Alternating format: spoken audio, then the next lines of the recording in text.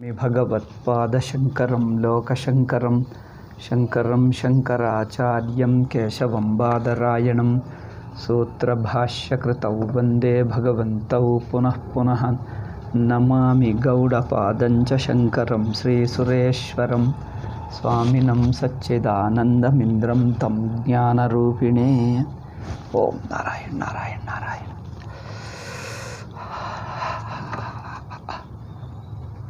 ಜ್ಞಾನಿ ಜೀವನ್ಮುಕ್ತ ಅವರ ಅನುಭವ ದೃಷ್ಟಿ ಹೇಗಿರುತ್ತದೆ ಹೇಳಿದ್ದಾರೆ ಹಿಂದಿನ ಪ್ರಶ್ನಕ್ಕೆ ಉತ್ತರದಲ್ಲಿ. ಅಂದರೆ ನೈವ ಕುರ್ವನ್ನ ಕಾರಯನ್, ಅವರಿಗೆ ಕರ್ತೃತ್ವವಿರಲ್ಲ. ಅದು ನೋಡಿ, ಅದು ಮುಖ್ಯ ಪಾಯಿಂಟ್. ಕರ್ತೃತ್ವ ಅಂದರೆ ನಾನೊಬ್ಬ ವ್ಯಕ್ತಿ ಎಂಬ ವ್ಯಕ್ತಿತ್ವವಿಲ್ಲವಿರುವುದರಿಂದ ಕರ್ತೃತ್ವವೂ ಇಲ್ಲ. ನ ಕರ್ತೃತ್ವಂ ನ ಕರ್ಮಾಣಿ ಲೋಕಸ್ಯ ಸೃಜತಿ ಪ್ರಭು. ಕರ್ತೃತ್ವವು, ಕರ್ಮಗಳು, ಕರ್ಮಫಲ ಇವು ಯಾವುದು ತನ್ನ ಅನುಭವದಲ್ಲಿ ಇರಲ್ಲ. ಅವು ಕೇವಲವು ಸ್ವಭಾವಸ್ತು ಪ್ರವರ್ತತೆ. ಅಂದರೆ ಅವು ಕೇವಲ ಅಧ್ಯಾಸದಿಂದಲೇ ತನ್ನಲ್ಲಿ ಅನಿಸುತ್ತವೆ. ಅಂದರೆ ತಪ್ಪು ತಿಳಿವಳಿಕೆಯಿಂದ ಅನಿಸುತ್ತವೆ ಹೊರತು ತಾನು ನಿಜವಾಗಿ ಕರ್ತ ಭೋಕ್ತ ಎಂಬುದಾಗಲ್ಲ, ಎಂಬುದು ಇಲ್ಲವೇ ಇಲ್ಲ. ಅಂದರೆ ಈಗ ನಮಗೆ ಅನಿಸುತ್ತಿದ್ದು ಅನಿಸಿಕೆ ಮಾತ್ರವೇ ಹೊರತು ನಮ್ಮ ನಿಜ ಸ್ವರೂಪವಲ್ಲ ಎಂದು ಹೇಳಾಯಿತು. ಅದು ಅವಿದ್ಯಾಲಕ್ಷಣ ಪ್ರಕೃತಿ ಮಾಯಾ ಪ್ರವರ್ತತೆ. ಓಕೆ, ಇದಾದ ನಂತರ ಈಗ ಜ್ಞಾನಿ ನಾನು ಶರೀರವಲ್ಲ, ನಾಹಂ ಶರೀರಾದಿ ಸಂಘಾತವಾನ್, ನನಗೆ ಶರೀರ ಇಲ್ಲ, ಇಂದ್ರಿಯಗಳಿಲ್ಲ, ಮನಸ್ಸಿಲ್ಲ. ತನ್ನ ಅನುಭವದಲ್ಲಿ ಶರೀರ ತಾನಲ್ಲ, ಇಂದ್ರಿಯಗಳು ಅಲ್ಲ, ಮನಸ್ಸು ಅಲ್ಲ, ಅರಿವಿನ ಸ್ವರೂಪ ಮಾತ್ರ ತಾನಿರುತ್ತಾನೆ ತನ್ನ ಅನುಭವ ದೃಷ್ಟಿಗೆ. ಹಾಗೆ ಅವರು ಕರ್ತಭೋಕ್ತನೂ ಆಗಲ್ಲ. ಎಷ್ಟು ಕೆಲಸಗಳು ಪ್ರಪಂಚದಲ್ಲಿ ನಡೆಯುತ್ತಾ ಇದ್ದರೂ ನಾನು ಇದು ಮಾಡ್ತಾ ಇದ್ದೇನೆ ಎಂದು ಅವರಿಗೆ ಅನಿಸುವುದೇ ಅಲ್ಲ. ಎಷ್ಟು ಅದ್ಭುತವಾಗಿದೆ ನೋಡಿ. ತಾನು ಕರ್ತ ಎಂಬುವ ಭಾವವೇ ಇಲ್ಲ. ತಾನು ಸುಖ ದುಃಖ ಮಾನ ಅಪಮಾನ ಮುಂತಾದ ಅನುಭವಗಳಿಗೆ ಒಳಗಾಗ್ತಾ ಇದ್ದೇನೆ ಎಂಬುದೂ ಇಲ್ಲ. ಅಂದರೆ ತನ್ನ ಆ ಅರಿವಿನ ಸ್ವರೂಪ ಭೋಕ್ತ ಅಲ್ಲ. ಅದಕ್ಕೆ ಸುಖ ದುಃಖಗಳ ಅನುಭವವಿಲ್ಲ. ಅದು ಎಂದಿಗೂ ಆನಂದ ಸ್ವರೂಪವಾಗೇ ಇರುತ್ತದೆ. ಅಂದರೆ ಲೌಕಿಕರ ಜೀವನು ಕೆಲವೊಮ್ಮೆ ಸುಖ ಕೆಲವೊಮ್ಮೆ ದುಃಖ ಎಂಬುವ ಬಗೆ ಬಗೆ ಅದೇನು ಹೇಳ್ತೀವಿ, ಫ್ಲಕ್ಚುವೇಟಿಂಗ್, ಹೆಚ್ಚು ಕಡಿಮೆ ಆಗುತ್ತಿರುವ ಅನುಭವಗಳಿಗೆ ಒಳಗಾಗುತ್ತಾನೆ. ಈ ಏಕೆಂದರೆ ಮನಸ್ಸು ನಾನು ಎಂದು ಅಭಿಮಾನವಿರುವುದರಿಂದ ಆ ಮನಸ್ಸಿನ ಸ್ಥಿತಿಗಳು ತನ್ನ ಸ್ಥಿತಿಗಳಾಗುತ್ತವೆ. ಮನಸ್ಸಿನ ಸ್ಥಿತಿಗಳಿಗೆ ಕಾರಣ ಯಾವುದು? ಹಿಂದಿನ ಕರ್ಮ, ಪೂರ್ವಜನ್ಮ ಕರ್ಮ ಒಂದು. ಇನ್ನೊಂದು ಹೊರಗಿನ ಪ್ರಪಂಚದ ಪದಾರ್ಥಗಳ ಘಟನೆಗಳ ಸಂಬಂಧ. ಹೊರಗಿನ ಪದಾರ್ಥಗಳ ಸಂಯೋಗ, ಘಟನೆಗಳ ಸಂಬಂಧದಿಂದ, ಹಿಂದಿನ ಪುಣ್ಯ ಪಾಪಗಳಿಂದ ಮನಸ್ಸಿನಲ್ಲಿ ಸುಖ ದುಃಖಾದಿ ಅನುಭವಗಳು ಅವಸ್ಥೆಗಳು ಉಂಟಾಗ್ತವೆ. ಆ ಮನಸ್ಸು ನಾನು ಎಂದು ಅಭಿಮಾನ ಪಡುವುದರಿಂದ ಆ ಸುಖವೂ ದುಃಖವೂ ತನ್ನಲ್ಲಿ ನೋಡ್ಕೊಳ್ತಾನೆ. ಇದು ಸಮಸ್ಯೆ ಅಲ್ಲವೇ? ಆದ್ದರಿಂದ ಇದು ಅಜ್ಞಾನಿ ದೃಷ್ಟಿ. ಜ್ಞಾನಿಗೆ ಆ ಅಂತಃಕರಣ ನನಗೆ ಇಲ್ಲ. ಕನಸಿನಿಂದ ಎಚ್ಚೆತ್ತವನಿಗೆ, ಸ್ವಪ್ನದಿಂದ ಎದ್ದವನಿಗೆ ಕನಸಿನ ಮನಸ್ಸು ಯಾವ ಸ್ವಪ್ನದ ಮನಸ್ಸಿನಿಂದ ಸುಖ ದುಃಖಾದಿ ಅನುಭವಗಳು ಉಂಟಾಯಿತೋ ಆ ಸ್ವಪ್ನದ ಮನಸ್ಸು ಬಿಟ್ಟು ತಾನಿದ್ದಾನೆ ಎಂದು ಗೊತ್ತಾಗ್ತದೆ. ಆ ಮನಸ್ಸು ತನ್ನಲ್ಲಿಲ್ಲ, ಅದು ಕಲ್ಪಿತ. ಆ ಮನೋರಹಿತ ತಾನು ಎಂದು ತಿಳಿದವನು ಭೋಕ್ತ ಅಲ್ಲ. ಅಂದರೆ ಈ ಫ್ಲಕ್ಚುವೇಟಿಂಗ್ ಸುಖ ದುಃಖಾದಿಗಳಿಗೆ ತಾನು ಒಳಗಾಗುವನಲ್ಲ. ಹೇಗೆಂದರೆ ಕನ್ನಡಿಯಲ್ಲಿ ತೋರುವ ಪದಾರ್ಥಗಳಿಗೆ ಕನ್ನಡಿ ಒಳಗಾಗಲ್ಲ.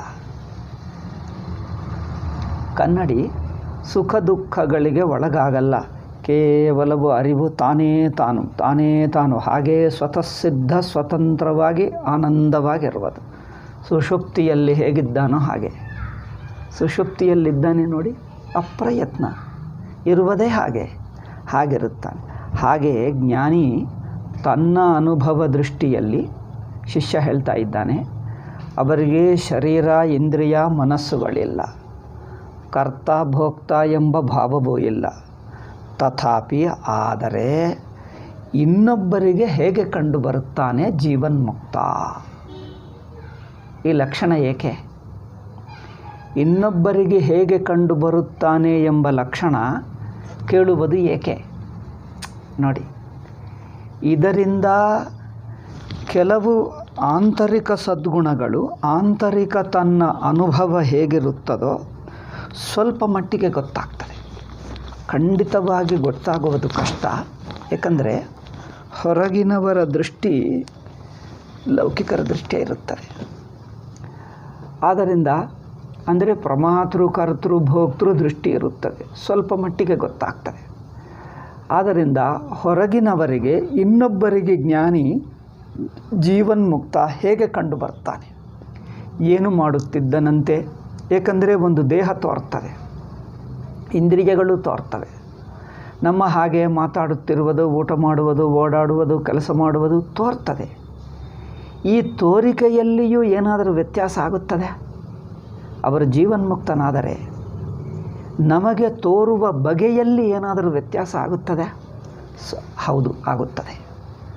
ಏಕೆಂದರೆ ತಾನು ದೇಹೇಂದ್ರಿಯಗಳು ನಾನು ಎಂದು ಅಭಿಮಾನ ಪಟ್ಕೊಂಡರೆ ಆ ದೇಹೇಂದ್ರಿಯಗಳು, ಮಾತು, ಅನುಭವಗಳು, ಎಮೋಷನ್ಸ್, ರಿಯಾಕ್ಷನ್ಸ್ ಒಂದು ಬಗೆ ಇರುತ್ತವೆ. ಅವು ನಾನಲ್ಲ ಎಂದು ಅಭಿಮಾನ ಬಿಟ್ಟಿರುವವನು, ಹಿ ಆಲ್ಸೋ ಅಭಿಮಾನ ಇಲ್ಲದವನು ಕೆಲಸ ಮಾಡಬಹುದು, ಎಮೋಷನ್ಸು ಎಕ್ಸ್ಪ್ರೆಷನ್ಸ್ ಇರಬಹುದು. ಆದರೆ ಅವರಿಗೆ ವ್ಯತ್ಯಾಸ ಇರುತ್ತದೆ. ಉದಾಹರಣೆಗೆ ನೋಡಿ, ನಾಟಕದಲ್ಲಿ ಪ್ರೇಮ, ದ್ವೇಷ, ಕೋಪ ತೋರಿಸ್ತಾನೆ ಪಾತ್ರಗೆ ಸುಖ ದುಃಖ, ಮಾನ ಅಪಮಾನ, ಅಭಿಮಾನ, ಅಹಂಕಾರ ಇರುತ್ತದೆ. ನಟ ಆ ಪಾತ್ರವನ್ನು ಧರಿಸಿ ತೋರುವಾಗ ಪಾತ್ರದ ಎಮೋಷನ್ಸು, ರಿಯಾಕ್ಷನ್ಗಳು, ಭಾವನೆಗಳಿಗೂ ತಾನು ಅಂಟುಕೊಳ್ಳದೆ ಎಷ್ಟು ರಿಲ್ಯಾಕ್ಸ್ ಆಗಿರುತ್ತಾನೆ ನೋಡಿ. ಪಾತ್ರದ ಅನುಭವಗಳು ಅಂಟುಕೊಳ್ಳದೆ ಇರುವುದರಿಂದ ಅವರ ಪ್ರತಿಕ್ರಿಯೆಗಳೂ ಒಂದು ಬಗೆಯಾಗಿರುತ್ತವೆ. ಅಂದ್ರೇನು? ಪ್ರತಿಕ್ರಿಯೆ ಮಾಡಿದ್ದರು, ಬೈದರು, ಬೇಜಾರು ಮಾಡಿಕೊಂಡರು. ಆ ಬೇಜಾರು ಮಾಡಿಕೊಂಡುವುದು ಒಂದು ಬಗೆಯಾಗಿ ಬರುತ್ತದೆ, ಬೈದರೂ ಒಂದು ಬಗೆ. ಚಿಕ್ಕ ಮಗು ನೋಡಿ, ಉದಾಹರಣೆ ಹೇಳ್ತೀನಿ ನೋಡಿ. ಚಿಕ್ಕ ಮಗು ಕೋಪ ಬಂದರೆ ಸಿಟ್ಟು ಮಾಡ್ಕೊಳ್ತಾನೆ ಅಲ್ಲವೇ? ಆದರೆ ಚಿಕ್ಕ ಮಗು ಸಿಟ್ಟಿನಲ್ಲಿ ಮಿಕ್ಕ ಜನರ ಸಿಟ್ಟಿನಲ್ಲಿ ವ್ಯತ್ಯಾಸ ಕಂಡು ಬರ್ತದೆ ಅಲ್ಲವೇ? ಏಕೆ? ಆ ಕೋಪದಲ್ಲಿ ಸಿಟ್ಟು ಏನೋ ಕೆಲವೊಮ್ಮೆ ಅವ್ರ ಮಗು ಹೊಡೆಯುತ್ತಾನೆ, ಈ ಎತ್ಕೊಂಡಿರುವ ಈ ಜನರನ್ನೇ ತಲೆ ಮೇಲೆ ಹೊಡೆಯುತ್ತಾನೆ. ಆದರೂ ಗೊತ್ತಾಗ್ತದೆ. ಅಂದರೆ ಮಗುವು ಮುಗ್ಧತೆ, ನಿರಭಿಮಾನತೆ, ಸಿಟ್ಟು ಮಾಡಿಕೊಂಡರೂ ಗೊತ್ತಾಗ್ತದೆ. ಮಿಕ್ಕ ಜನರ ಸಿಟ್ಟಿಗೆ ಅಭಿಮಾನಿಯಾಗಿರುವ ಸಿಟ್ಟಿಗೆ ಇವರ ಸಿಟ್ಟಿಗೆ ವ್ಯತ್ಯಾಸ ಗೊತ್ತಾಗ್ತದೆ ನೋಡಿ. ಇದು ಎಲ್ಲ ಹೇಳುವುದೇಕೆ ಅಂದರೆ ಇನ್ನೊಬ್ಬರ ದೃಷ್ಟಿಗೆ ಜೀವನ್ಮುಕ್ತ, ಅದು ತೋರುವ ದೇಹವೂ ಅವರ ಅನುಭವಕ್ಕಿಲ್ಲ, ಬಟ್ ನಮಗೆ ತೋರುತ್ತದೆ. ಆ ತೋರುವ ದೇಹವಾದರೂ ಹೇಗಿರುತ್ತದೆ? ಅವರ ಮನಸ್ಸು, ಅವರ ಮಾತು ತನ್ನ ಎಕ್ಸ್ಪ್ರೆಷನ್ನಿಂದ ಮಾತುಗಳು, ಭಾವನೆಗಳು, ನಡತೆ ಮೂಲಕ ಎಕ್ಸ್ಪ್ರೆಷನ್ ಗೊತ್ತಾಗ್ತದೆ. ಅವರು ವ್ಯವಹಾರದಲ್ಲಿರುವಾಗ ಕೆಲವೊಮ್ಮೆ ಕ್ಲಿಷ್ಟ ಪರಿಸ್ಥಿತಿ ಬರುತ್ತದೆ. ರಾಮಚಂದ್ರ ಶ್ರೀಕೃಷ್ಣ ಯುದ್ಧ ಮಾಡಬೇಕಾಗ್ತದೆ, ಜನರನ್ನು ಬೈಯಬೇಕಾಗ್ತದೆ, ಹೊಡೆಯಬೇಕಾಗ್ತದೆ, ಕ್ಲಿಷ್ಟ ಪರಿಸ್ಥಿತಿಗಳಿರುತ್ತವೆ, ಸೀತಾಪಹರಣವಾಗುತ್ತದೆ, ದುಃಖ ಉಂಟಾಗುತ್ತದೆ. ಈ ಸಂದರ್ಭಗಳಲ್ಲಿಯೂ ನಮ್ಮ ಹಾಗೆ ರಿಯಾಕ್ಷನ್ಸು ಕರ್ಮಗಳಿದ್ದರೂ ಅವೇ ಕರ್ಮಗಳು, ಅವೇ ಪ್ರತಿಕ್ರಿಯೆಗಳು ಮಿಕ್ಕ ಜನರ ಹಾಗೆ ಅಭಿಮಾನಿ ಹಾಗೆ ಇರುತ್ತವೋ ವ್ಯತ್ಯಾಸ ಇರುತ್ತದೆ. ನೋಡಿ, ಅಭಿಮಾನಿಗೆ ಇರುವ ರಿಯಾಕ್ಷನ್ಸ್ ನಿರಭಿಮಾನಿಗೆ ಇರುವ ರಿಯಾಕ್ಷನ್ಸ್ನಲ್ಲಿ ವ್ಯತ್ಯಾಸ ಇರುತ್ತದ? ಅಥವಾ ರಿಯಾಕ್ಷನೇ ಇರಲ್ಲವ, ಡಂಬಾಗಿ ಕಲ್ಲು ಹಾಗಿರುತ್ತಾನೆ? ಕಲ್ಲು ಹಾಗಿರುತ್ತಾನೆ ಹೇಳೋಕ್ಕಾಗಲ್ಲ. ಬಿಕಾಸ್ ವ್ಯವಹಾರ ಇದೆ, ದೇಹ ಇದೆ, ಇಂದ್ರಿಯ ಮನಸ್ಸುಗಳು ಎಲ್ಲರ ಹಾಗೆ ವ್ಯವಹಾರ ಮಾಡ್ತಾ ಇದ್ದಾರೆ. ಅಂದರೆ ಇನ್ನೊಬ್ಬರ ದೃಷ್ಟಿಗೆ ತೋರುವ ತೋರಿಕೆ ಹೇಗಿರುತ್ತಾನೆ? ನಹಿ ಕರ್ತ ಭೋಕ್ತ ವಾ ಇತಿ ತಥಾಪಿ ಕಥಂ ಪರೈರಸೌ ವಿಜ್ಞಾಯತೆ ಜೀವನ್ಮುಕ್ತೋಯಂ. ಇವರು ಜೀವನ್ಮುಕ್ತ ಎಂಬುವುದು ಗೊತ್ತಾಗುವುದಕ್ಕೆ ಯಾವ ಲಕ್ಷಣಗಳನ್ನು ನೋಡಿದ್ದರೆ ಇವನು ಜೀವನ್ಮುಕ್ತ ಎಂದು ಗೊತ್ತಾಗ್ತದೆ? ಅದು ಪ್ರಶ್ನೆ. ನೋಡಿ, ಈ ಲಕ್ಷಣಗಳು ಇನ್ನೊಬ್ಬರಿಗೆ ತೋರಿಸುವುದಕ್ಕಲ್ಲ. ನೀವು ಎಷ್ಟು ತೋರಿಸಿದ್ದರೂ ಕೆಲವು ದಿವಸಕ್ಕೆ ಗೊತ್ತಾಗ್ತದೆ. 1 ನಿಮಿಷ, 5 ನಿಮಿಷ, 10 ನಿಮಿಷ ಆ್ಯಕ್ಟ್ ಮಾಡ್ತಾನೆ. ಜನರು ತಾನು ಜ್ಞಾನಿ ಹಾಗೆ ಇದ್ದಂತೆ ಶಾಸ್ತ್ರದಲ್ಲಿ ಹೇಳ್ತಾರೆ, ಜ್ಞಾನಿ ಹೇಗಿರುತ್ತಾನೆ ಹಾಗಿರುತ್ತಾನೆ ಅಂತ. ಅದೆಲ್ಲ ತಿಳ್ಕೊಂಡು ಹಿ ಸ್ಟಾರ್ಟ್ಸ್ ಇಮಿಟೇಟಿಂಗ್. ಕೃತ್ರಿಮ ಇಮಿಟೇಷನ್ ಬೇರೆ, ಕೃತಕವಾಗಿ ಅನುಕರಿಸುವುದು ಬೇರೆ. ಅದನ್ನು ಸಾಧನ ರೂಪವಾಗಿ ತನ್ನಲ್ಲಿ ಅಳವಡಿಸಿಕೊಂಡು ಕಲಿತುಕೊಂಡು ಆ ಸ್ವಭಾವವೇ ಆಗಿಬಿಡುವುದು ಬೇರೆ. ವ್ಯತ್ಯಾಸ ಇರುತ್ತದೆ. ಸಾಧಕರು ಹೃದಯಪೂರ್ವಕವಾಗಿ ಜ್ಞಾನಿಗಳ ಲಕ್ಷಣಗಳನ್ನು ಒಳಗೆ ಕಲಿತುಕೊಳ್ಳುತ್ತಾ ಹೊರಗೆ ಪ್ರಕಟವಾಗುತ್ತದೆ. ಅದು ಸರಿಯಾಗಿದೆ. ಒಳಗೆ ಕಲಿಯದೆ, ಅಂದರೆ ಒಳಗೆ ಹೃದಯದಲ್ಲಿ ಆ ನಿಸ್ವಾರ್ಥ ನಿರ್ಮಲತ, ವೈರಾಗ್ಯ, ನಿರಭಿಮಾನತ ಒಳಗೆ ಪಡ್ಕೊಳ್ತಾ ಇರುವಾಗ ಹೊರಗೆ ತಾನೇ ಪ್ರಕಟವಾಗುತ್ತದೆ. ನಟಿಸಬೇಕಾಗಿಲ್ಲ, ಅದೇ ಗೊತ್ತಾಗ್ತದೆ. ಅಂದರೆ ಜೀವನ್ಮುಕ್ತನ ಲಕ್ಷಣಗಳು ಇಲ್ಲಿ ಹೇಳ್ತಾರೆ, ಗುರುಗಳು ಹೇಳಲಿದ್ದಾರೆ, ಸ್ವಾಮೀಜಿ. ಇದು ಏಕೆ ಹೇಳಿದ್ದಾರೆ ಅಂದರೆ 2 ಕಾರಣಗಳು. ಒಂದು, ಸಾಧಕ ಈ ಗುಣಗಳನ್ನು ಅಭ್ಯಾಸ ಮಾಡುವುದಕ್ಕೆ, ಶ್ರವಣ ಮನನ ನಿಧಿಧ್ಯಾಸನ ಮಾಡುವಾಗ ಈ ಗುಣಗಳನ್ನು ತನ್ನ ಅನುಭವದಲ್ಲಿ ಅಭ್ಯಾಸ ಮಾಡುತ್ತಾ, ನಿಧಿಧ್ಯಾಸನ ಮಾಡುತ್ತಾ ಅಭಿಮಾನ ಬಿಡಿಸಿ ಆ ಗುಣದಲ್ಲಿ ನಿಲ್ಲುವುದಕ್ಕೆ. ತನ್ನ ಅನುಭವ ದೃಷ್ಟಿಯ ಅಭ್ಯಾಸ ಹೊರಗೆ ಮಾಡೋಕ್ಕಾಗಲ್ಲ. ಇದು ನೋಡಿ, ಈ ಅಭ್ಯಾಸಗಳೆಂಬುವುದು ಜನರೇನು ತಿಳ್ಕೊಳ್ತಾರೆ, ಕೋಪ ಮಾಡಬಾರದು ಅಂದರೆ ಏನು, ಡಿಪ್ಲೊಮ್ಯಾಟಿಕ್ ಆಗಿ ಎಷ್ಟು ಕೋಪ ಇದ್ದರೂ ಇನ್ನೊಬ್ಬರಿಗೆ ತೋರಿಸಬಾರದು ಜನರು ಹೇಳ್ತಾರೆ, ಗೊತ್ತಾ? ಇದೆಲ್ಲ ಮ್ಯಾನೇಜ್ಮೆಂಟ್ ಟೆಕ್ನಿಕ್ಸ್. ನಿಮಗೆ even if you are upset don't show, ಅವ್ರು ಹೇಳ್ತಾರೆ ಅಲ್ಲವೇ? Even if you are upset, ಮನಸ್ಸು ಬೇಜಾರಾಗಿದ್ದರು ಏನಾಗದಂತೆ, ಏನು ನ್ಯಾಚುರಲ್ ಆಗಿ, ಅಂದರೆ ಅವರಿಗೆ ತೋರಿಸಬೇಡ ನೀವು ವೀಕ್ ಆಗಿಬಿಟ್ಟಿದ್ದಿ, ಅವರು ಮಾಡಿರುವ ಕೆಲಸದಿಂದ ನೀವು ಅಪ್ಸೆಟ್ ಆಗಿದ್ದೀವಿ ಎಂದು ತೋರಿಸಬೇಡ. ಏನು ಆಗದಂತೆ ನ್ಯಾಚುರಲ್ಲಿ ನಟಿಸು, ಅಲ್ಲವೇ? ಇದೆಲ್ಲ ಮ್ಯಾನೇಜ್ಮೆಂಟ್. ನಾವು ಮ್ಯಾನೇಜ್ಮೆಂಟ್ ಹೇಳುತ್ತಾ ಇಲ್ಲ, ಭಗವದ್ಗೀತೆಯನ್ನು ಮ್ಯಾನೇಜ್ಮೆಂಟಿಗೆ ಬಳಸಬೇಡಿ. ಇದು ಆಧ್ಯಾತ್ಮಿಕ ಸಾಧನ, ಇದು ನಟನ ಅಲ್ಲ. ನಾನು ಮೊದಲೇ ಹೇಳಿಬಿಡ್ತಾ ಇದ್ದೆ. ಜ್ಞಾನಿ ಲಕ್ಷಣಗಳು, ಜೀವನ್ಮುಕ್ತ ಲಕ್ಷಣಗಳು ಹೇಳಿದ್ದೇಕೆಂದರೆ, ಒಂದು ಕಾರಣ, ಈ ಗುಣಗಳು ಹೊರಗೆ ಪ್ರಕಟವಾಗಬೇಕಾದರೆ ಒಳಗೆ ಹೇಗಿದ್ದರೆ ಹೊರಗೆ ಪ್ರಕಟವಾಗುತ್ತವೆ. ಅಟೆನ್ಷನ್ ಒಳಗೆ ಇರಬೇಕು.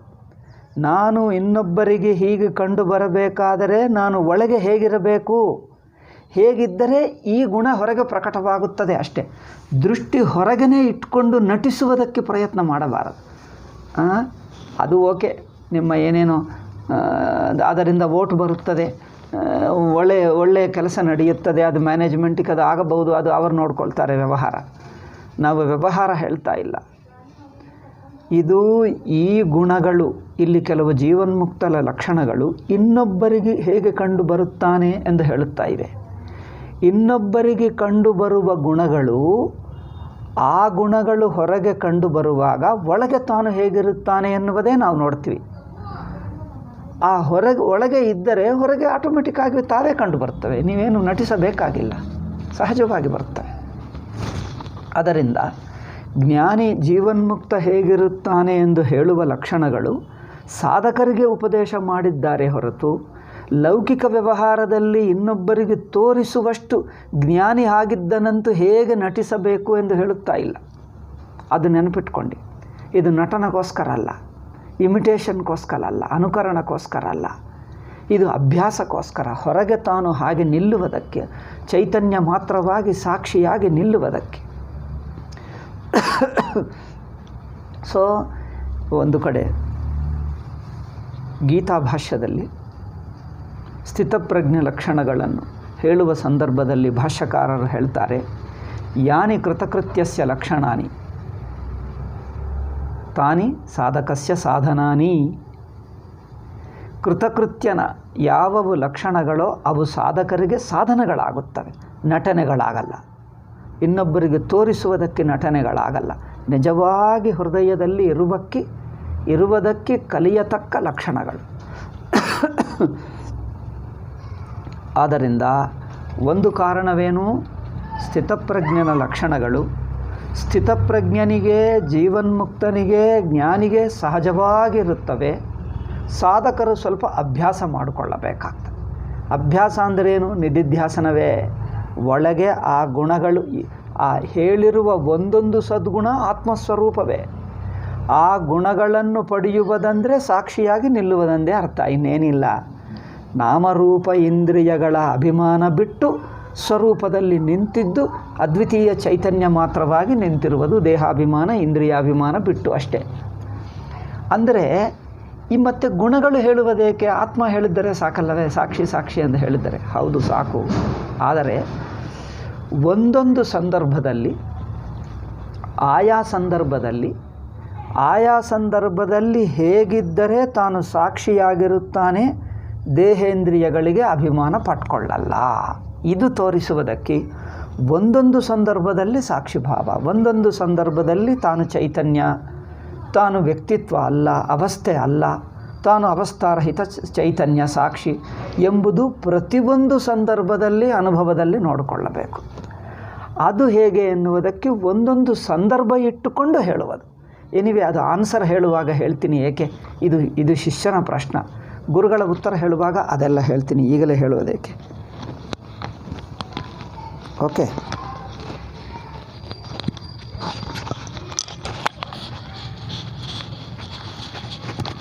ಇದು ಒಂದು ಸಾಧಕನಿಗೆ ಆ ಸದ್ಗುಣಗಳನ್ನು ತನ್ನ ಒಳಗೆ ಅಭ್ಯಾಸ ಮಾಡುವುದಕ್ಕೆ ಹೇಳಿದ್ದು ಕಾರಣ. ಇನ್ನೊಂದೇನೆಂದರೆ, ಸಾಧಕನಿಗೆ ವೇದಾಂತ ಉಪದೇಶ ಬೇಕಂದರೆ ತತ್ವಜ್ಞನು, ಜೀವನ್ಮುಕ್ತರು ಅಂಥ ಜ್ಞಾನಿಗಳನ್ನು ಆಶ್ರಯಿಸಿ ವೇದಾಂತ ಕೇಳಬೇಕು. ತದ್ವಿಜ್ಞಾನಾರ್ಥಂ ಗುರುಮೇವಾಭಿಗಚ್ಚೇತ್ ಶ್ರೋತ್ರಿಯಂ ಬ್ರಹ್ಮನಿಷ್ಠಂ ಎಂದು ಶಾಸ್ತ್ರ ಹೇಳುತ್ತದೆ. ಮುಂಡಕೋಪನಿಷತ್ತಿನಲ್ಲಿ ಈ ತತ್ವವು ತಿಳಿಯಬೇಕೆಂದರೆ ಗುರುಮುಖದಿಂದಲೇ ಕೇಳಬೇಕು. ತದ್ವಿಜ್ಞಾನಾರ್ಥಂ ಗುರುಮೇವಾಭಿಗಚ್ಚೇತ್. ಅಲ್ಲಿ ಶಿಷ್ಯನಿಗೆ ಉಪನಿಷತ್ತು ಸಲಹಾ ಹೇಳ್ಕೊಡ್ತಾ ಇದೆ. ಗುರುಮೇವ ಅಭಿಗಚ್ಚೇತ್, ಗುರುಮುಖದಿಂದಲೇ ಕೇಳಬೇಕು. ಸ್ವಯಂ ಓದಕ್ಕೋ ಸ್ವಲ್ಪ ಏನಿದೆ ಎನ್ನುವುದು ಕುತೂಹಲ ತೀರುವುದಕ್ಕೆ ಸ್ವಲ್ಪ ಓದಬಹುದು, ಆದರೆ ಅದರಿಂದ ಏನು ಅರ್ಥವಾಗಲ್ಲ. ಸುಮ್ಮನೆ ಒಂದು ಮಾತುಗಳು, ಶಬ್ದಗಳು, ಒಂದು ಐಡಿಯಾಸ್ ಸಿಗ್ತವೆ ಹೊರತು ಅನುಭವ ಸಿಗಲ್ಲ. ಇನ್ಸೈಟ್ ಹೇಳ್ತೀವಿ ನೋಡಿ ಇಂಗ್ಲೀಷ್ನಲ್ಲಿ, ಅದು ಸಿಗಲ್ಲ. ಅದು ಗುರುಮುಖದಿಂದಲೇ ಬರಬೇಕು. ಆದ್ದರಿಂದ ಮತ್ತು ಗುರುಗಳು ಯಾರು, ಯಾವ ಗುರುಮುಖದಿಂದ ಕೇಳಬೇಕು, ಗುರುಗಳು ಹೇಗಿರುತ್ತಾರೆ ಅಂದರೆ ಗೊತ್ತಾಗುವುದು ಹೇಗೆ ಎನ್ನುವುದಕ್ಕೆ ಸಾಧಕರಿಗೆ, ಶಿಷ್ಯನಿಗೆ ಸ್ವಲ್ಪ ಮಟ್ಟಿಗೆ ಈ ಲಕ್ಷಣಗಳು ನೋಡಿಕೊಂಡರೆ ಇವರು ಜ್ಞಾನಿ ಹಾಗೆ ಅನಿಸುತ್ತಾನೆ, ಆಗಬಹುದು ಎಂದು ನಂಬಿಕೆಯಿಂದ ಸ್ವಲ್ಪ ಮಟ್ಟಿಗೆ ಆದರೂ ಒಂದು ರಫ್ ಇನ್ಸ್ಟ್ರಕ್ಷನ್, ಒಂದು ಸಜೆಷನ್ ಅಷ್ಟೇ. ಈ ಲಕ್ಷಣಗಳು ನಿಜವಾಗಿ ಅನುಭವ ದೃಷ್ಟ್ಯಾ ಗೊತ್ತಾಗತಕ್ಕ ಲಕ್ಷಣಗಳೇ. ಆದರೆ ಇನ್ನೊಬ್ಬರಿಗೂ ಸ್ವಲ್ಪ ಮಟ್ಟಿಗೆ ಗೊತ್ತಾಗ್ತವೆ, ಏಕೆಂದರೆ ಇದು ಅಷ್ಟು ಅಕ್ಯುರೇಟ್ ಅಲ್ಲ. ಏಕೆಂದರೆ ಹೊರಗಿನವರು ಹೇಳಿದ್ದೀವಲ್ಲ, ಹೊರಗಿಂದು ನಟಿಸಲೂಬಹುದು, ಹೊರಗಿಂದು ಜ್ಞಾನಿ ಹಾಗೆ ಸ್ವಲ್ಪ ನಟಿಸಲೂಬಹುದು. ಜನರದು ಮಾಡ್ತಾರೆ. ಪಬ್ಲಿಕ್ನಲ್ಲಿರುವಾಗ ಆಲ್ವೇಸ್ ಪ್ರಿಪೇರ್ ಮಾಡಿಕೊಂಡು ಇರುತ್ತಾರೆ. ಮತ್ತು ಪ್ರೈವೇಟ್ ಲೈಫ್ನಲ್ಲಿ ನೋಡಬೇಕು, ಎಲ್ಲ ಅವರ ನ್ಯಾಚುರಲ್ ವೀಕ್ನೆಸ್ಗಳೆಲ್ಲ ಹೊರಗೆ ಕಂಡು ಬರ್ತವೆ. ಅದಕ್ಕಾಗಿ ನಾವು ಈ ವೆಸ್ಟ್ ಕಲ್ಚರ್ನಿಂದ ಕಲಿತುಕೊಂಡು ಫಾರ್ಮ್ಯಾಲಿಟಿ ಎಂದು ಕಲಿತುಕೊಂಡಿದ್ದೀವಿ. ಫಾರ್ಮ್ಯಾಲಿಟಿಗೆ ಅಂದರೆ ಏನದು? ಒಂದು ಲಾಂಛನಪ್ರಾಯವಾಗಿ, ಲಾಂಛನಂ ಅಂದರೆ ಒಂದು ಫಾರ್ಮ್ಯಾಲಿಟಿ ಹೇಳ್ತಾರೆ. ನಮ್ಮ ಕನ್ನಡದಲ್ಲಿ ಏನು ಹೇಳ್ತಾರೋ ಗೊತ್ತಿಲ್ಲ. ಅಂದರೆ ಆಯಾ ಸಂದರ್ಭದಲ್ಲಿ ಹೇಗಿರಬೇಕು, ಸ್ಟಿಫ್ ಆಗಿರಬೇಕು, ಏನು ತೊಂದರೆ ಕೊಟ್ಟರೂ ಅಪಮಾನ ಮಾಡಿದ್ದರೂ ಏನಾಗದಂತೆ ಇರಬೇಕು, ಒಳಗೆ ಎಷ್ಟು ಕೋಪ ಬಂದರೂ ರಿಲ್ಯಾಕ್ಸ್ ಆಗಿರಬೇಕು, ಬಾಯಿ ಮಾತು ಹಾಗೆ ಬಿಡೋದು. ಮೈಕ್ ಸ್ವಿಚ್ ಆಫ್ ಮಾಡಿದ ನಂತರ, ಕ್ಯಾಮರಾ ತೆಗೆದ ನಂತರ ಒಳಗೆ ಎಷ್ಟು ಸಿಟ್ಟು ಮಾಡ್ತಾನೆ, ಬೈಯುತ್ತಾನೆ, ಆಲ್ ವಲ್ಗರ್ ವರ್ಡ್ಸ್ ಎಲ್ಲ ಬಳಸ್ತಾನೆ. ಆವಾಗ ರೆಕಾರ್ಡ್ ಮಾಡಿದ್ರೆ ಗೊತ್ತಾಗ್ತದೆ ಅವ್ರು ಹೇಗಿರುತ್ತಾನೆ ಅಂತ, ಅಲ್ಲವೇ? ಇದು we have learned from west how to act rather than be natural. ನಮಗೆ ಪುರಾಣಗಳಲ್ಲಿ ರಾಮಚಂದ್ರ, ಕೃಷ್ಣ ಸಹಜವಾಗಿರುವುದು ವರ್ಣಿಸಿದ್ದಾರೆ. ರಾಮಚಂದ್ರ ಕೋಪ ಮಾಡ್ತಾನೆ, ಸಿಟ್ಟು ಮಾಡ್ತಾನೆ, ಬೈಯುತ್ತಾನೆ, ಯುದ್ಧ ಮಾಡ್ತಾನೆ, ಎಲ್ಲ ಮಾಡ್ತಾನೆ.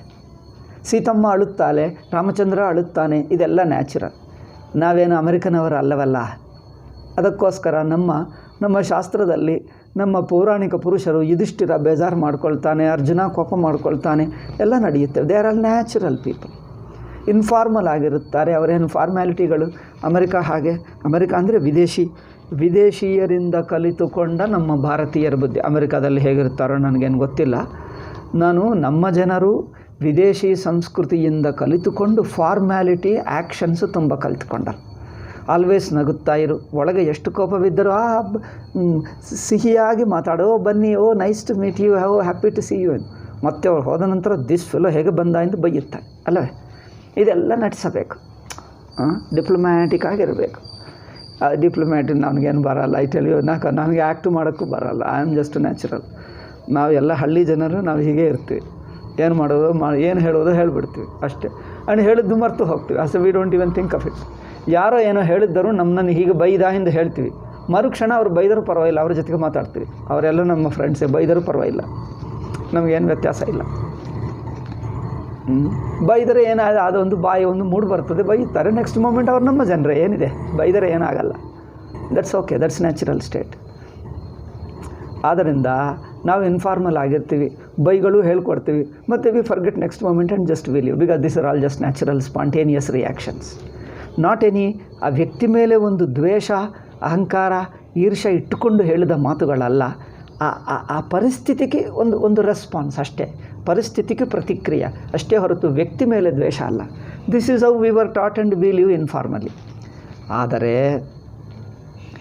ಕೆಲವರು ಜ್ಞಾನಿ ಹೇಗಿರುತ್ತಾನೆ ಅಂದರೆ, ಕೆಲವು ಲಕ್ಷಣಗಳು ನೋಡಿಕೊಂಡರೆ ಈ ಕಾಲದಲ್ಲಿ ಏನು ಮಾಡ್ತಾ ಇದ್ದಾರೆ, ಫಾರ್ಮಲ್ ವೇದಿಕೆ ಮೇಲೆ ಬರುವುದು, ಮೊದಲೇ ಎಲ್ಲ ರಿಹಾರ್ಸಲ್ ಮಾಡಿಕೊಂಡು ಪ್ರಾಕ್ಟೀಸ್ ಮಾಡಿಕೊಂಡು ತಯಾರಾಗಿ ಬರ್ತಾರೆ. ಮೇಕಪ್ ಮಾಡಿಕೊಂಡು ಹೀಗೆ ಮಾಡಬೇಕು, ರಿಹಾರ್ಸಲ್ ಮಾಡಿಕೊಂಡು ಬರ್ತಾರೆ ಅಷ್ಟೇ.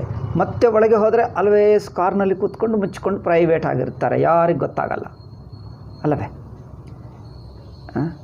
ಇದೆಲ್ಲ they are taught how to behave in occasion. ನನಗೆ ಹೇಳುತ್ತಿದ್ದರು, ಸಮ್ಟೈಮ್ಸ್ ನಾನೇನು ಸಿಟ್ಟು ಮಾಡಿಕೊಂಡರೆ, ನಮ್ಮ ಜೊತೆಗೆ ಋಷಿಕೇಶ್ನಲ್ಲಿ ವಿದೇಶಿಯರಿದ್ದರು. ಎಲ್ಲಿ ಯುರೋಪ್ನಲ್ಲಿ, ಅಮೆರಿಕಾನಿಂದ, ಆಸ್ಟ್ರೇಲಿಯಾನಿಂದ, ಸ್ವಿಟ್ಜರ್ಲ್ಯಾಂಡ್ನಿಂದ ಎಲ್ಲೆಲ್ಲೋ ಇದ್ದರು ವಿದೇಶಿಯರು ಕೆಲವರು. ಆವಾಗ ಒಬ್ಬರು ಹೇಳುತ್ತಿದ್ದರು, ನನಗೇನೋ ಒಂದು ಸಲ ಸಿಟ್ಟು ಬಂತು, ನಾನು ಸುಮ್ಮನೆ ಇದ್ದೆ, ಮಾತಾಡಲಿಲ್ಲ. ಐ ಥಿಂಕ್ ಒನ್ ಡೇ ಮಾತಾಡಲಿಲ್ಲ, ಯಾರ ಜೊತೆಗೆ ಮಾತಾಡಲಿಲ್ಲ. What is there to speak? ಬೇಕಾದರೆ ಮಾತಾಡಬಹುದು, but I felt it this people misbehaved it and just I didn't speak at all.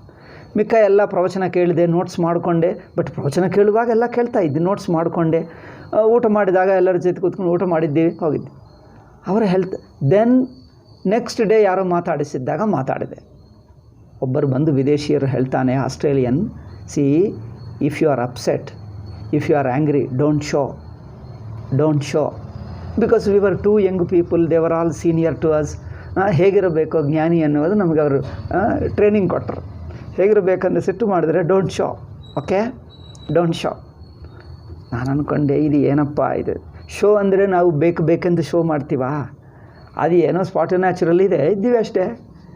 ಅವರು ಡೋಂಟ್ ಶೋ ಎಂದು ಹೇಳಿದ್ರು. ಓಹೋ, ಹಾಗೆ ಮಾಡಬೇಕಾ? ಏನಿವೆ, ಲೆಟ್ ಮೀ ಟ್ರೈ ಅಂದ. ಬಟ್ ಅದು ನಮಗೆ ಬಂದೇ ಇಲ್ಲ. ಅಲ್ಟಿಮೇಟ್ಲಿ ನನಗೆ ಬಂದೇ ಇಲ್ಲ ಅವರು ಹೇಳಿದ್ದ ಉಪದೇಶಗಳು. I think I am unfit to be a modern world. Modern ಸಿವಿಲೈಸೇಷನ್ಗೆ I am unfit. I love to be in a village or better ಕಾಡು. ಕಾಡು ಇಸ್ ದ ಬೆಸ್ಟ್ ಥಿಂಗ್. ಒಂದು ನದಿ, ಒಂದು ಗುಹೆ ಇಟ್ಕೊಂಡ್ರೆ ಅಲ್ಲೇ ನಿಶ್ಚಿಂತವಾಗಿರುವುದು. ಈ ಸೊಸೈಟಿಯಲ್ಲಿ is very difficult to live. ಆಯಿತು, ಅವ್ರೇನು ಹೇಳ್ತಾರಂದರೆ, ಕೋಪ ಬಂದರೂ ತೋರಿಸಬಾರದು, ಸಿಟ್ಟು ಬಂದರೂ ತೋರಿಸಬಾರದು, ಬೇಜಾರು ಮಾಡಿಕೊಂಡರೂ ಏನು ಹಿಂದೆ ಮಾಡು, ಎಲ್ಲಾದರೂ ಪ್ಲ್ಯಾನ್ ಮಾಡು, ಅವರಿಗೆ ನಾಶ ಮಾಡು, ಅವ್ರಿಗೆ ಉದ್ಯೋಗ ಕೊಡಬೇಡ, ಅವರು ಇದ್ದರೂ ಅವರನ್ನು ಇಲ್ಲಿಂದ ತೆಗೆದು ಬಿಡು, ಅವರು ಬೇಡ ಎಂದು ಹೇಳು. ಅವರು ಹೇಳ್ತಾರ? ಅವ್ರು ಹಾಗೆ ಹೇಳ್ತಾರೆ, ಸಿಹಿಯಾಗಿ ಮಾತಾಡ್ತಾರೆ. ನೋಡೋಣ, ನಾಳೆ ನೋಡ್ತೀವಿ, ನಾಳೆ ಹೇಳ್ತೀವಿ ಎಂದು ಹೇಳ್ತಾರೆ. ಇನ್ನೊಬ್ಬರಿಗೆ ಹೇಳ್ತಾರೆ, ಅವರನ್ನು ಬಂದರೆ ಅವ್ರನ್ನ ಒಳಗೆ ಬಿಡಬೇಡ ಅಂತ ಹೇಳಿಬಿಡ್ತಾರೆ. ನಮಗೇನು ಅನಿಸುತ್ತೆ, ಅವರು ಬಾಯಿಂದ ಹೇಳಿದಾರಪ್ಪ, ಇವರು ನನಗೆ ಬಿಡ್ತಾ ಇಲ್ಲವೇನು, ನಮಗೇನು ಅರ್ಥವೇ ಆಗಲ್ಲ. ಏಕೆಂದರೆ ಇಷ್ಟು ಡಿಪ್ಲೊಮ್ಯಾಟಿಕ್ ಏನೇನು ಮಾಡ್ತಾರೆ ಅದು ನಮಗೆ ಗೊತ್ತೂ ಇಲ್ಲ, ಯಾಕಂದರೆ ನಮಗೆ ಹಾಗೆ ಮಾಡಲೂ ಇಲ್ಲ. ಎನಿವೆ, ಸೊ ಇದು ಕೆಲವು ಗುಣಗಳು, ಲಕ್ಷಣಗಳನ್ನು ಯು ಕ್ಯಾನ್ ಇಮಿಟೇಟ್. ಅದು ಕೃತಕವಾಗಿ, ಕೃತ್ರಿಮವಾಗಿ ನೀವು ನಟಿಸಬಹುದು, ಆದರೆ ಅದು ಹೆಚ್ಚು ದಿವಸ ಇರಲ್ಲ. 1 ದಿವಸ, 2 ದಿವಸ, 4 ದಿವಸ, ಮತ್ತೆ ಎಲ್ಲೋ ಒಂದು ಕಡೆ ಅದು ಹೊರಗೆ ಬಂದೇ ಬಿಡುತ್ತೆ. ಅದು ಒಳಗಿನ ಸ್ವಭಾವ ಏನೋ ಅದು ಒಳಗೆ ಬಂದೇ ಬಿಡ್ತದೆ. ಆದ್ದರಿಂದ ಇಲ್ಲಿ ನಟಿಸುವುದಕ್ಕೆ ಹೇಳ್ತಾ ಇಲ್ಲ. ಯಾರು ಸಹಜವಾಗಿದ್ದಾರೋ ಅವರ ಗುಣಗಳನ್ನು ನೋಡಿ ಒಬ್ಬ ಶಿಷ್ಯ, ಒಬ್ಬ ಸಾಧಕ, ಸರಿಯಾದ ಗುರುವು ಬೇಕೆಂದರೆ ಗುರುವನ್ನು ಗೊತ್ತು ಮಾಡಿಕೊಂಡು ಇಂಥ ಗುರುಗಳ ಹತ್ತಿರ ಹೋಗಿ ಕಲಿತುಕೋ, ವೇದಾಂತ ಶ್ರವಣ ಮಾಡು. ಏಕೆಂದರೆ ಅವರಿಗೆ ಅನುಭವ ದೃಷ್ಟಿ ಇರುವುದರಿಂದ ನಿಮಗೆ ಅನುಭವ ದೃಷ್ಟಿ ಹೇಳ್ಕೊಡ್ತಾನೆ ಅಲ್ಲವೇ? ಅವರಿಗೆ ಸ್ವಯಂ ಅನುಭವ ದೃಷ್ಟಿ ಇರುವುದರಿಂದ ಈ ಪ್ರಮಾತೃ ದೃಷ್ಟಿ ದೇಹೇಂದ್ರಿಯಗಳ ಅಧ್ಯಾಸ ಬಿಟ್ಟು ಇರುತ್ತಾನೆ. ತನಗೆ ಅಧ್ಯಾಸವೂ ಇಲ್ಲ, ಸುಷುಪ್ತಿ ಹೇಗಿದೆಯೋ ಹಾಗಿರುತ್ತಾನೆ. ಅದರಿಂದ ದೇಹೇಂದ್ರಿಯಗಳಿಂದ ಇನ್ನೊಬ್ಬರಿಗೆ ಪ್ರಕಟವಾಗಿದ್ದರೂ ಆ ಪ್ರಕಟಗಳೆಲ್ಲ ತೋರಿಕೆ ಮಾತ್ರ, ತಾನದಲ್ಲ. ನಿಮಗೆ ಯಾವತ್ತು ತೋರುತ್ತಾ ಇದೆಯೋ ಅದು ಬಿಟ್ಟು ತಾನಿರುತ್ತಾನೆ. ನೋಡಿ, ಯಾವುದು ಇನ್ನೊಬ್ಬರಿಗೆ ತೋರುತ್ತಾ ಇದೆಯೋ ಆ ತೋರಿಕೆ ದಾಟಿ ತಾನಿರುತ್ತಾನೆ. ಆ ತೋರಿಕೆ ಹಂತದಲ್ಲಿಲ್ಲ, ಇನ್ನೊಬ್ಬರಿಗೆ ತೋರುವ ಹಂತದಲ್ಲಿ ತಾನಿಲ್ಲ, ಅದು ದಾಟಿರುತ್ತಾನೆ. ಅದು ಸ್ವಯಂ ಅಂಥವನು ಇನ್ನೊಬ್ಬರಿಗೆ ಹೇಳಬಲ್ಲ. ಹೇಗಿರುತ್ತದೆ ಎಂಬ ತನ್ನ ಅನುಭವವನ್ನು ಇನ್ನೊಬ್ಬರಿಗೆ ಹೇಳಬಲ್ಲ. ಆದ್ದರಿಂದ ಈ ಜೀವನ್ಮುಕ್ತಿ ಲಕ್ಷಣಗಳನ್ನು ಹೇಳುವುದಕ್ಕೆ 2 ಪ್ರಯೋಜನಗಳು. ಒಂದು, ಆ 2ನೇ ಕಾರಣ ಮೊದಲು ಹೇಳ್ತಾ ಇದ್ದೇನೆ. ಸಾಧಕನು ಗುರುವನ್ನು ಗೊತ್ತು ಮಾಡಿಕೊಂಡು ಇವನು ಗುರು ಆಗಬಹುದು, ಇವರು ಜ್ಞಾನಿ ಆಗಬಹುದು, ಲಕ್ಷಣಗಳು ನೋಡಿದ್ದರೆ ಹಾಗೆ ಅನಿಸುತ್ತಾ ಇದೆ ಎಂದು ಗೊತ್ತು ಮಾಡಿ ಅಂಥವರ ಕಡೆಗೆ ಶಿಷ್ಯನಾಗಿ ಅವರ ಮುಖದಿಂದ ಕೇಳುವುದಕ್ಕೆ ಸ್ವಲ್ಪ ಟು ಎ ಲಾರ್ಜ್ ಎಕ್ಸ್ಟೆಂಟ್ ಸ್ವಲ್ಪ ರಿಕಗ್ನಿಷನ್ ಜ್ಞಾನಿ ಆಗಬಹುದು ಎನ್ನುವುದಕ್ಕೆ ಅದೊಂದು ಕಾರಣ. ಈ ಲಕ್ಷಣಗಳು ಉಪಯೋಗವಾಗ್ತವೆ. 2ನೇದೇನೆಂದರೆ ಈ ಲಕ್ಷಣಗಳು ನಮ್ಮಲ್ಲಿ ಅಳವಡಿಸಿಕೊಳ್ಳುವುದಕ್ಕೆ, ಇನ್ನೊಬ್ಬರು ಇವರು ಜ್ಞಾನಿ ಇವರು ಅಜ್ಞಾನಿ ಎಂದು ಹೆಸರಿಡುವುದಕ್ಕಲ್ಲ. ನೋಡಿ, ಜನರು ನೋಡಿಬಿಟ್ಟು ಇವರು ಜ್ಞಾನಿ ಇವರ ಜ್ಞಾನಿ ಎಂದು ಏನೇನು ಮಾಡ್ತಾರೆ, ಅದಕ್ಕಲ್ಲ. ಈಗ ಇನ್ನೊಬ್ಬರು ಈ ಕಾಲದಲ್ಲಿ ಏನಾಗಿಬಿಟ್ಟಿದೆ ಅಂದರೆ, ವಿವೇಕಾನಂದ ಜೀವನ ಕಥೆಯನ್ನು ನೋಡಿ, ವಿವೇಕಾನಂದನನ್ನು ಇದೆಲ್ಲ ಸೆನ್ಸೇಷನಲ್ ಫಿಲ್ಮ್ ಸ್ಟೈಲು. ವಿವೇಕಾನಂದ ರಾಮಕೃಷ್ಣನೆಲ್ಲ ಫಿಲ್ಮಿ ಹೀರೋ ಮಾಡಿಬಿಟ್ಟರು. ಅದೇ ನಮಗೆ ಅಸಹ್ಯವಾಗ್ತದೆ, ನನಗಾಗ್ತದೆ. ಎನಿವೆ, ಕೆಲವರಿಗೆ ಇಷ್ಟ, ಲೌಕಿಕರಿಗೆ ಹಾಗೆ ಇಷ್ಟ. ಫಿಲ್ಮಿ ಹೀರೋ ಅಂದರೆ ಅರ್ಥವೇನೆಂದರೆ ಅವರ ಜೀವನ ಕಥೆಗಳು ಘಟನೆಗಳನ್ನೆಲ್ಲ ಸೆನ್ಸೇಷನಲ್ ಮಾಡಿದ್ದರು. ವಿವೇಕಾನಂದ ಒಂದು ನಾಸ್ತಿಕನ ಹಾಗಿದ್ದನಂತೆ. ಅವ್ರು ಹೇಳ್ತಾರೆ, ಉದಾಹರಣೆ ಹೇಳ್ತಾ ಇದ್ದೀನಿ ನೋಡಿ. ಅವರು ತಾನು ಯುವಕನಾಗಿರುವಾಗ ಕಾಲೇಜು ದಿನದಲ್ಲಿ ನಾಸ್ತಿಕನಾಗಿದ್ದನಂತೆ. ಎಲ್ಲರೂ ಸುಮ್ಮನೆ ಸಾಧನ ಮಾಡ್ತಾರೆ, ಏನು ಪ್ರಯೋಜನ ಸಾಧನ ಮಾಡಿ, ಹೀಗೆ ಮಾತಾಡಿ ಯಾರೇ ಕಂಡು ಬರಲಿ ಸಾಧುಗಳನ್ನು, ನೀವು ದೇವರನ್ನು ನೋಡಿದ್ದೀಯಾ, ಭಗವಂತನ ನೋಡಿದ್ದೀಯಾ ಎಂದು ಪ್ರಶ್ನೆ ಕೇಳ್ತಾರೆ. ಕೆಲವರು ಹೇಳಿದರು, ಅಯ್ಯೋ ನನ್ನಿಂದ ಏನಾಗುತ್ತದೆ, ನಾನು ಸುಮ್ಮನೆ ಸಾಧಕ, ನಮ್ಮ ಗುರುಗಳು ಹೇಳಿದ್ದು ಸಾಧನ, ನನ್ನಿಂದ ಆದಷ್ಟು ಮಟ್ಟಿಗೂ ಅಂತಃಕರಣ ಶುದ್ಧಿ, ವೈರಾಗ್ಯ, ಭಕ್ತಿ ಪ್ರಯತ್ನ ಮಾಡ್ತಾ ಇದ್ದೀನಿ, ನಾಮಸ್ಮರಣ ಯಾವಾಗ ಆಗ್ತದೋ 1 ಜನ್ಮಕ್ಕೆ ಆಗ್ತದೋ 2 ಜನ್ಮಕ್ಕೆ ಆಗ್ತದೋ ಸಾಧನ ಮಾಡ್ತಾಯಿದ್ದೆ. ಕೆಲವರು ಹೇಳಿದರೆ, ನೀವು ಜ್ಞಾನಿಯಾ ಎಂದು ಕೇಳಿದರೆ, ಅಯ್ಯಯ್ಯೋ ಜ್ಞಾನಿ ನಾನಲ್ಲ, ಜ್ಞಾನಿ ಅಂದರೆ ಎಷ್ಟು ಮೇಲೆ ಮಟ್ಟದ್ದು, ಅಯ್ಯೋ ಅದು ನಾನಲ್ಲ ಎಂದು ಹೇಳಿ. ಅವರು ಎಷ್ಟು ಜನರನ್ನು ಹೇಳಿದ್ದರು, ಎಲ್ಲರೂ ವಿನಯದಿಂದ ಅಯ್ಯಯ್ಯೋ ನಾನಲ್ಲ ಎಂದು ಹೇಳಿದ್ದರು. ವಿವೇಕಾನಂದಕ್ಕೆ ಅವರು ಯಾರು ಜ್ಞಾನಿಗಳಲ್ಲ, ಆಲ್ ದಿಸ್ ಇಸ್ ನಾನ್ಸೆನ್ಸ್ ಎಂದು ಬೈಯುತ್ತಿದ್ದ. ಸುಮ್ಮನೆ ಸಾಧುಗಳಾಗಿಬಿಟ್ಟರು, ಮೋಸಗಾರರು, ಕಳ್ಳರು, ಸುಮ್ಮನೆ ಕಾಷಾಯ ಬಟ್ಟೆ ಹಾಕ್ಕೊಂಡು ತಿರುಗುತ್ತಾ ಇದ್ದಾರೆ, ಯಾರು ಜ್ಞಾನಿಗಳಲ್ಲ. ಅವರು ಜ್ಞಾನಿಗಳಲ್ಲದಿದ್ದರೆ ಅವರು ಸಾಧಕರಾಗಿದ್ದರೆ ವಿವೇಕಾನಂದಕ್ಕೆ ಏಕೆ ಕೋಪ? ಅದು ನೋಡಿ, ಆ ಬುದ್ಧಿ ನೋಡಿ. ಇವರೆಲ್ಲ ಸೆನ್ಸೇಷನ್ ಮಾಡಿಬಿಡ್ತಾರೆ, ಆಹಾ ಆಹಾ, ಇದೆಲ್ಲ ಫಿಲ್ಮಿ ಸ್ಟೈಲ್ ಅಲ್ಲವೇ? ಈಗ ಗೊತ್ತಾಗ್ತಾ ಇದೆ ಫಿಲ್ಮಿ ಸ್ಟೈಲ್ ಏನು. ಬ್ರಹ್ಮಜ್ಞಾನಿಗಳೆಲ್ಲ, ಬೊಂಬೆಯಲ್ಲಿರುವ ಬ್ರಹ್ಮಜ್ಞಾನಿಗಳೆಲ್ಲ ಗೊತ್ತಾಗ್ತಾ ಇದ್ದಾರೆ. ಬೊಂಬೆಗಳಲ್ಲ, ಎಲ್ಲ ಫಿಲ್ಮ್ನಲ್ಲಿ, ಮದ್ರಾಸ್ ಫಿಲ್ಮ್ ಆಗಲಿ, ಹೈದರಾಬಾದ್ ಫಿಲ್ಮ್ ಆಗಲಿ, ಎಲ್ಲ ಫಿಲ್ಮ್ಗಳು ಬ್ರಹ್ಮಜ್ಞಾನಿಗಳೇ. ನಮ್ಮ ಮೂರ್ಖರಿಗೆ ಎಲ್ಲರೂ ಬ್ರಹ್ಮಜ್ಞಾನಿಗಳೇ. ಫಿಲ್ಮ್ ಆ್ಯಕ್ಟರ್ಸೇ ಬ್ರಹ್ಮಜ್ಞಾನಿಗಳು, ನಟಿಗಳು, ಅಭಿನೇತ್ರರು ಅವರೇ ಬ್ರಹ್ಮಜ್ಞಾನಿಗಳಾಗಿ ಕಂಡು ಬರ್ತಾ ಇದ್ದಾರೆ.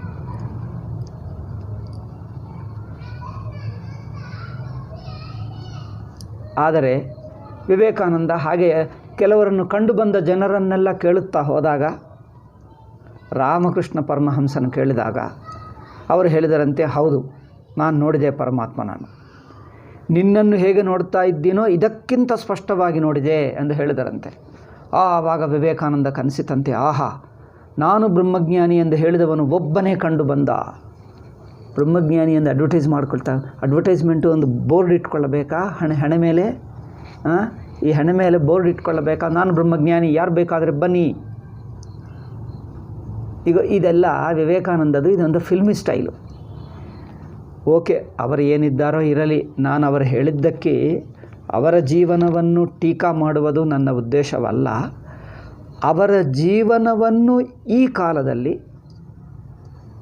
ಕಾಲದಲ್ಲಿ ಎಲ್ಲರೂ ಶುರು ಮಾಡಿಬಿಟ್ಟರು. ವಿವೇಕಾನಂದ ಜೀವನವನ್ನು ಓದಿರುವ ಆಧುನಿಕ ಕಾಲೇಜಿ ಹುಡುಗರು ಹುಡುಗಿಯರು ಎಲ್ಲರೂ ಫಸ್ಟ್ ಪ್ರಶ್ನೆ ಇದೇ ಪ್ರಶ್ನೆ ಮಾಡ್ತಾರೆ. ನೀವು ಎಲ್ಲೇ ಹೋಗು, ಎಲ್ಲರನ್ನು ಇದೇ ಮಾಡ್ತಾರೆ. ನೀವು ಭಗವಂತನ ನೋಡಿದೆಯಾ? ಅದೇ ಪ್ರಶ್ನೆ. ಅವರು ಅಂದ್ಕೊಳ್ತಾ ಇದ್ದಾರೆ, ಹೀಗೆ ಪ್ರಶ್ನೆ ಮಾಡಿದ್ದರೆ ನಾನು ವಿವೇಕಾನಂದಂತ ಸಮಾನ, ನೋಡಿ ಕಂಡು ಬಂದವನ್ನೆಲ್ಲ ಪ್ರಶ್ನೆ ಮಾಡ್ತೀನಿ ಅಂದರೆ ಅವರೇನು ಅಂದ್ಕೊಳ್ತಾ ಇದ್ದಾರೆ? They think that he is become equal to Vivekananda. ಇದೆಲ್ಲ ಒಂದು ಸ್ಟೈಲ್ ಆಗಿಬಿಟ್ಟಿದೆ ಅಲ್ಲವೇ? ಇದೆಲ್ಲ ಫಿಲ್ಮಿ ಸ್ಟೈಲ್. ರಾಮಕೃಷ್ಣ ಮಠ ತುಂಬ ಫಿಲ್ಮಿ ಸ್ಟೈಲ್ ಮಾಡಿದ್ದಾರೆ. ಅವ್ರಿಗೆ ಸಿಟ್ಟು ಬರುತ್ತದೆ ನನ್ನ ಮಾತು ನೋಡಿದ್ದಾರೆ. ಈ ಫಿಲ್ಮಿ ಸ್ಟೈಲ್ ಏನೋ ನಾನು ತುಂಬ ಹೇಳ್ತೀನಿ, ಇನ್ನೂ ಹೇಳಬಹುದು ಬೇಕಾದಷ್ಟು, ಪ್ರತಿ ಹೆಜ್ಜೆ ತೋರಿಸ್ತೀನಿ ಹೇಗೆ ಎನ್ನುವುದು. ಬಟ್ ಬೇಡ, ಒಂದು ಎಕ್ಸಾಂಪಲ್ ಸಾಕು. ಇದರಿಂದ ಏನಾಗುತ್ತದೆ ನೋಡಿ, ಜ್ಞಾನಿ ಹೇಗಿರುತ್ತಾನೆ, ವೈರಾಗ್ಯ ಅಂದರೇನು, ಅಂತರ್ಮುಖತ ಏನು, ಅಭಿಮಾನ ಅಹಂಕಾರ ರಾಹಿತ್ಯವೇನು, ಈ ಲಕ್ಷಣಗಳು ಸ್ವಲ್ಪ ತಿಳ್ಕೊ. ಈ ತಿಳ್ಕೊಂಡರೆ ನಿಮಗೆ ಆ ಜ್ಞಾನಿ ಹೇಗಿರುತ್ತಾನೆ ಎಂದು ನಿಮಗೆ ಗೊತ್ತಾಗುತ್ತದೆ, ನೀವು ಸಾಧನ ಆಚರಿಸುವುದಕ್ಕೆ ಗೊತ್ತಾಗ್ತದೆ. ಹಾಗೆ ತಿಳ್ಕೊಳ್ಳಬೇಕೇ ಹೊರತು ಎಲ್ಲಿಯಾದರೂ ಉಪನಿಷತ್ತಿನಲ್ಲಿ ಜ್ಞಾನಿ ಒಬ್ಬನು ಜ್ಞಾನೋ ಅಲ್ಲವೋ, ಅರ್ಜುನನಿಗೆ ಹೇಳ್ತಾನೆ, ತದ್ವಿದ್ಧಿ ಪ್ರಣಿಪಾತೇನ ಪರಿಪ್ರಶ್ನೇನ ಸೇವಯ ಉಪದೇಕ್ಷಂತಿ ತೇ ಜ್ಞಾನಂ ಜ್ಞಾನಿನಸ್ತತ್ವದರ್ಶಿನಃ ಎಂದು ಅರ್ಜುನನಿಗೆ ಹೇಳ್ತಾನೆ. ಜ್ಞಾನಿ ಹತ್ತಿರ ಹೋಗಿ ವೇದಾಂತ ಕಲಿತುಕೋ. ಕಠೋಪನಿಷತ್ತು ಹೇಳುತ್ತದೆ, ತದ್ವಿಜ್ಞಾನಾರ್ಥಂ ಗುರುಮೇವಾಭಿಗಚ್ಚೇತ್ ಶ್ರೋತ್ರಿಯಂ ಬ್ರಹ್ಮನಿಷ್ಠಂ. ಇಂಥದ್ದು ಅಲ್ಲೆಲ್ಲೆಲ್ಲೆಲ್ಲಿ ಶಾಸ್ತ್ರಗಳಲ್ಲಿ ಉಪನಿಷತ್ತುಗಳಲ್ಲಿ ಗುರುವು ಹತ್ತಿರ ಹೋಗು, ಗುರುವಿನಿಂದ ಕಲಿತುಕೋ ಎಂದು ಹೇಳಿದ್ದು ಕಂಡು ಬರ್ತಾ ಇದೆ ಅಲ್ಲವೇ? ಆದರೆ ಎಲ್ಲಿಯಾದರೂ ಉಪನಿಷತ್ತುಗಳಲ್ಲಿ ಭಗವದ್ಗೀತೆಗಳಲ್ಲಿ ನೀನು ಜ್ಞಾನಿಯಾ ಎಂದು ಪ್ರಶ್ನೆ ಮಾಡು, ಅವರನ್ನು ಚಾಲೆಂಜ್ ಮಾಡು, ನೀವು ಜ್ಞಾನಿ ಆದರೆ ಪ್ರೂವ್ ಮಾಡು. ಹೀಗೆ ಪ್ರೂವ್ ಮಾಡಿ ಚಾಲೆಂಜ್ ಮಾಡಿ ಆವಾಗ ಟೆಸ್ಟ್ ಮಾಡಿ ತಿಳ್ಕೋ ಅವರು ಜ್ಞಾನಿಯೋ ಅಲ್ಲವೋ. ಆವಾಗ ಜ್ಞಾನಿ ಆದರೆ ಆವಾಗ ಅವರಿಂದ ನೀವು ಕಲಿಯಬಹುದು. ಮೊದಲು ಟೆಸ್ಟ್ ಮಾಡವರನ್ನು ಎಂದು ಎಲ್ಲಿಯಾದರೂ ಉಪನಿಷತ್ತುಗಳಲ್ಲಿ ಹೇಳಿದೆಯಾ? ನಮ್ಮ ಶಾಸ್ತ್ರವು ಸಂಪ್ರದಾಯ ಬಿಟ್ಟಿದ್ದರು. ಈಗ ವಿವೇಕಾನಂದ ಸ್ಟೈಲೇ ಎಲ್ಲರಿಗೆ ಆದರ್ಶ ಆಗಿಬಿಟ್ಟಿದೆ. ನಾನು ಎಷ್ಟು ಜನರನ್ನು ನೋಡಿದ್ದೀನೋ, ಎಲ್ಲಿ ನೋಡಿದ್ದರೂ ಇದೇ ಪ್ರಶ್ನೆ. ಹಬ್ಬ, ಜನರು ಹುಚ್ಚಾಗಿ ಬಿಟ್ಟರು ಅಲ್ಲವೇ? ಈ ಪ್ರಶ್ನೆ ಅದು ವಿವೇಕಾನಂದದು ಓದಿದ ನಂತರ, ಏಕೆಂದರೆ Vivekananda is most popular person ಆಧುನಿಕ ಎಜುಕೇಟೆಡ್ ಪೀಪಲ್ನಲ್ಲಿ. ಎಲ್ಲರೂ ಇದೇ ಪ್ರಶ್ನೆ ಮಾಡ್ತಾರೆ. ಈ ಪ್ರಶ್ನೆ ಕೇಳುವುದೇ ಒಂದು ದೊಡ್ಡ ವಿಷಯ. ತಾನು ಬ್ರಹ್ಮಜ್ಞಾನಿ ಆಗಿದ್ದಾನೆ, ಅವತಾರ ಪುರುಷ ಅಂದ್ಕೊಳ್ತಾರೆ ಈ ಪ್ರಶ್ನೆ ಮಾಡುವುದೇ. ನೀನು ಜ್ಞಾನಿಯಾ, ನೀ ಬ್ರಹ್ಮಜ್ಞಾನವಾಯ್ತಾ ನಿನಗೆ ಅಂದು ನೋಡಿ. ಮಾತು ಪ್ರಶ್ನೆ ಕೇಳಿ ಗೊತ್ತಾಗಬೇಕಾಗಿಲ್ಲ. ಇಲ್ಲಿ ನೋಡಿ, ಜೀವನ್ಮುಕ್ತ ಹೇಗಿರುತ್ತಾನೆ ಎಂದು ಶಿಷ್ಟ ಪ್ರಶ್ನೆ ಮಾಡಿದ್ದನೇ ಹೊರತು ಗುರುಗಳು ಜ್ಞಾನಿ ಹೇಗಿರುತ್ತಾನೆ ಎಂದು ನೀವು ತಿಳ್ಕೊಳ್ಳಬೇಡಪ್ಪ, ನೇರಾಗಿ ಹೋಗಿ ಕ್ವಶ್ಚನ್ ಮಾಡು, ಚಾಲೆಂಜ್ ಮಾಡು, ಪರೀಕ್ಷೆ ಮಾಡು, ಬೇಕಾದರೆ ಒಂದು ಹೊಡೆಯು. ಹೀಗೆ ಹೇಳಬಹುದಿತ್ತು. ಹೇಳಿದ್ದಾರಾ ಸ್ವಾಮೀಜಿ? ಉಪನಿಷತ್ತು ಹೇಳ್ತಾ, ಶಂಕರ ಭಾಷ್ಯ ಹೇಳ್ತಾ, ನೇರಾಗಿ ಹೋಗಿ ಅವರನ್ನು ಕರೆದು ಕೃಷ್ಣನನ್ನು ಕೇಳಿ, ಏ ಕೃಷ್ಣ, ನೀನು ಅವತಾರನ ಪ್ರೂವ್ ಮಾಡು, ನೀನು ಅವತಾರನ ಅಲ್ಲವಾ? ರಾಮಚಂದ್ರ ಕಂಡು ಬಂದರೆ, ರಾಮ ನೀನು ಜ್ಞಾನಿಯಾ, ನೀನು ಅವತಾರವಾ, ತೋರಿಸು, ಪ್ರೂವ್ ಮಾಡು, ಹೀಗೆ ಮಾಡು, ಅದೇ ನಿಜವಾದ ಲಕ್ಷಣ ಎಂದು ಯಾರಾದರೂ ಹೇಳಿದ್ದಾರೆ? ಯಾವ ಶಾಸ್ತ್ರದಲ್ಲಿ ಅದರಿದೆಯಾ? ಏನಪ್ಪ, ಯಾವ ಶಾಸ್ತ್ರದಲ್ಲಿ ಅದರಿದೆಯಾ? ಜ್ಞಾನಿ ಹೇಗಿರುತ್ತಾನೆ ಎಂದು ಲಕ್ಷಣಗಳು ಸಾಧಕರಿಗೆ ಉಪಯೋಗವಾಗಲಿ ಎಂದು ಹೇಳಿದ್ದು ಕಂಡು ಬರುತ್ತದೆ ಹೊರತು ಅವರನ್ನೇ ನೇರಾಗಿ ಪ್ರಶ್ನೆ ಮಾಡು, ಚಾಲೆಂಜ್ ಮಾಡು, ಪರೀಕ್ಷೆ ಮಾಡು, ಹಿಂಸೆ ಮಾಡು ಎಂದು ಎಲ್ಲಿಯೂ ಇಲ್ಲ. ಇದೆಲ್ಲ ವಿವೇಕಾನಂದ ಫಿಲ್ಮಿ ಸ್ಟೈಲ್ ನೋಡಿಕೊಂಡು ನೀವು ಪ್ರಶ್ನೆ ಮಾಡಿದ್ದರೆ ನೋಡಿ, ಎಷ್ಟೋ ಜನರು ಜ್ಞಾನಿಗಳು ತುಂಬ ಅಪರೂಪವಾಗೇ ಇರುತ್ತಾರೆ. ಅವರು ಜ್ಞಾನಿಗಳು, ಜ್ಞಾನಿ ಎಂದು ಕೆಲವರು ಹೇಳ್ತಾರೆ, ಕೆಲವರು ಹೇಳಲ್ಲ. ಈಚ್ ಒನ್ ತಮ್ಮ ತಮ್ಮ ಬಗೆಯಾಗಿ ಹೇಳ್ಕೊಡ್ತಾರೆ, ತಮ್ಮ ತಮ್ಮ ಬಗೆಯಾಗಿ ಹೇಳ್ತಾರೆ.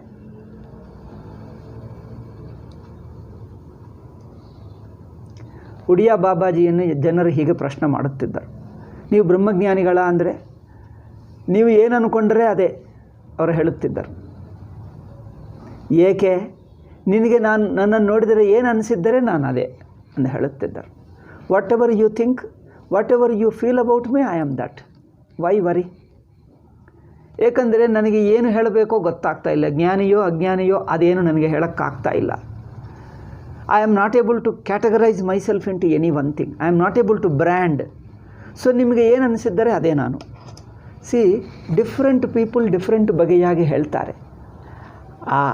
ಅದರಿಂದ ಈ ಮಾತು ನೋಡಿಕೊಂಡು ನೋಡಿ, ಅವರ ವೈರಾಗ್ಯ, ಅವರ ಡಿಟ್ಯಾಚ್ಡ್ ಔಟ್ಲುಕ್, ಅವರ ಅಸಂಗವಾಗಿರುವುದು, ಅವರ ಮಾತು, ಅವರ ನಡತೆ, ಇವುಗಳಿಂದ ಸ್ವಲ್ಪ ಲಕ್ಷಣ ಜ್ಞಾನಿಯೋ ಅಲ್ಲವೋ ಎಂದು ಗೊತ್ತಾಗಬೇಕೇ ಹೊರತು ಬಾಯಿ ಮಾತಿನಿಂದ ಹೇಳಿ ನೀವು ಜ್ಞಾನಿಯನ್ನು, ಒಬ್ಬನು ಸಪೋಸಿಂಗ್ ಹೌದು ನಾನು ಜ್ಞಾನಿ ಎಂದು ಹೇಳಿಬಿಟ್ರೆ ಜ್ಞಾನಿ ಆಗಿಬಿಡ್ತಾನ, ನಾನು ಜ್ಞಾನಿ ಎಂದು ಹೇಳ್ಕೊಂಡು ಬಿಟ್ಟರೆ ಜ್ಞಾನಿ ಆಗ್ತಾನ?